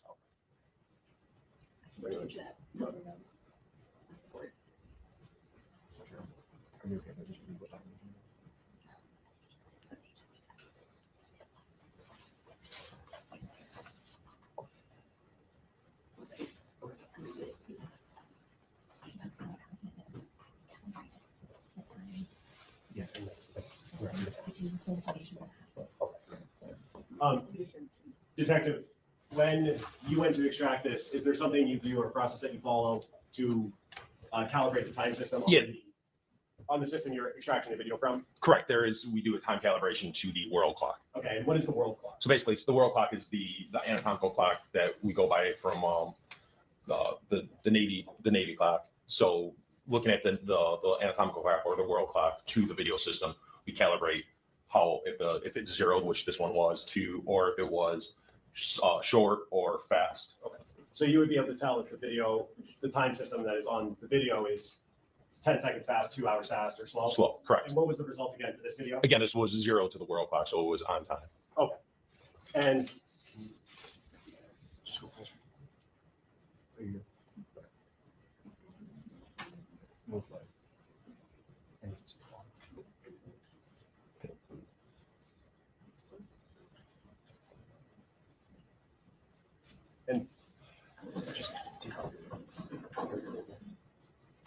I'm not going to say that. Perfect.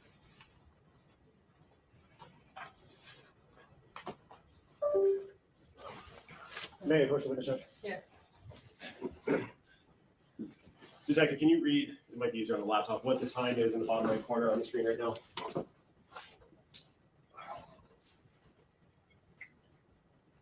Once it's still covered up. So that time is, I don't have my glasses, it is January 9th, 2024. I believe it's 14:54 and some seconds. At 14:54 would be around 2:54 p.m. on the 9th of January. And all of these videos have that timestamp? Correct. And playing the video now from 33 seconds.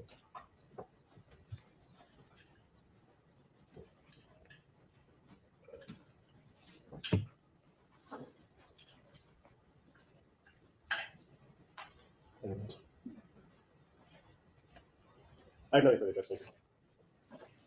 Okay.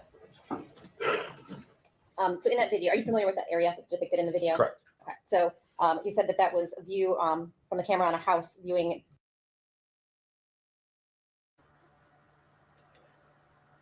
Good question. And the question is, why would any woman would deal with sleazeball, dusty men? I don't get it. That's why I said they must be silly women. That's all. Silly women. And welcome. Resume. We almost done, ladies and gentlemen. I think this last person on the stand.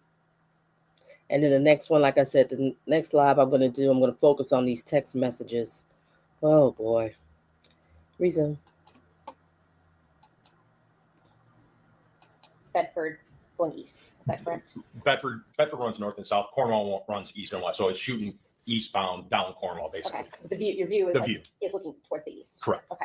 And so in Bedford, you said is a north-south street. Correct. And so the person walking down Bedford would be going towards the north. Yes, ma'am. Towards East Harper? Warren. Or is it Warren or is it Harper? That's Warren. Warren. Okay. Well, Warren, then Harper, that's all going in that direction. Okay.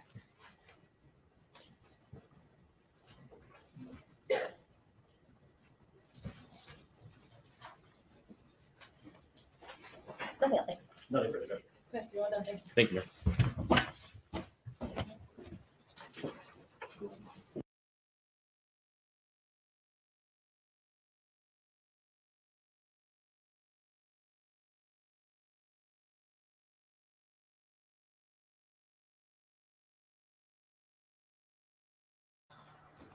All right. That's the end of that one. I believe that was day 2. Now I'm going to do the next one, but not now. I might do it tonight or be tomorrow, definitely. But we'll see. I'm going to have to look and see which ones. I know I'm going to do the text messages by itself. Lovejoy says, I know it's crazy. He was a registered and her aunt knew this. That's what I found out too. And I was like, oh, we got another one of these cases. I don't get it. I don't get these women. He was not supposed to be around children. Exactly. That's the rule, right? Not around children. You have to let them know where you're staying at. You have to let the neighbors know, if I'm correct. Don't you have to let the neighbors know if you are a offender? You have to let them know that I'm living next door from you, all this kind of stuff. Yeah. But see, Lovejoy, she had to protect her wood stick. That's all she cared about. So she'd do anything. And look at him. Then the woman here is engaged to him. What kind of engagement? How is this your fiance? He comes to see you late night. He disappears at 2 or 3 o'clock in the morning. Where is he going? And you okay with that? And she only sees him maybe 2 or 3 times out the week. Honey, you are a jump off. You are a booty call. That's all. He can't stay over the whole night, wake up in the morning and take you for breakfast? Oh, no, he's not doing that. See, but the problem is, ladies, we have to fall. Men only doing the things we let them do. So you want to complain? Check yourself first. Yes, and the aunt knew, and so did grandma. Wow. Lovejoy, do you have a second or two you can jump up? Not, I'm gonna cut this off. You can just jump up for just a second. I don't know if you can. We can just talk for like a few minutes. I have some questions. If you can, let me know, and I'll put the link in, and I'll end this. All right, so ladies and gentlemen, that's just about it. Let me just put the link in. I'll put the link in the chat if you can. And all you have to do is come on if you can. All right. That's the link. Lovejoy if you can. All right, so that's just about the end of it. Like I said, I'm going to resume back, and we're going to focus on the text messages because it was like about 3 days, I think it was. Oh, good, perfect, girl. I think there was like the pre-trial was like about 3 days, something like that, 3 days. So today was just day 2. All right, and good karma, he had to be going past the house, yeah. And also, good karma, could you jump up too? Because you know a lot about this case too. Could you jump up too for a few minutes? You don't. Nobody have to show themselves. Just jump on a link and just come up here. We just talk audio, and it won't be live. If I'm making sense, I put the link there. So good karma, if you can just click the link too. All right, we got Lovejoy. She jumped up. All righty now. They go Lovejoy. Hey, Donna. We still live, girl. We still live. Oh, okay. Hold it just a second. God. No, that's all right. And good karma. The link is there. If you can, you could jump up too. All right. So everybody have a blessed, great night. Maybe I'll come back again later on, or if not tomorrow, and we will continue. And always remember, date smart, not thirsty. And ladies, please. Oh, good karma says sure. Oh, we about to get a house full, girl. Mm-hmm. Okay. That'd be nice. All right, everybody. Adios. Have a good one. And the link is there. You can just jump on and good karma. It'll let you in.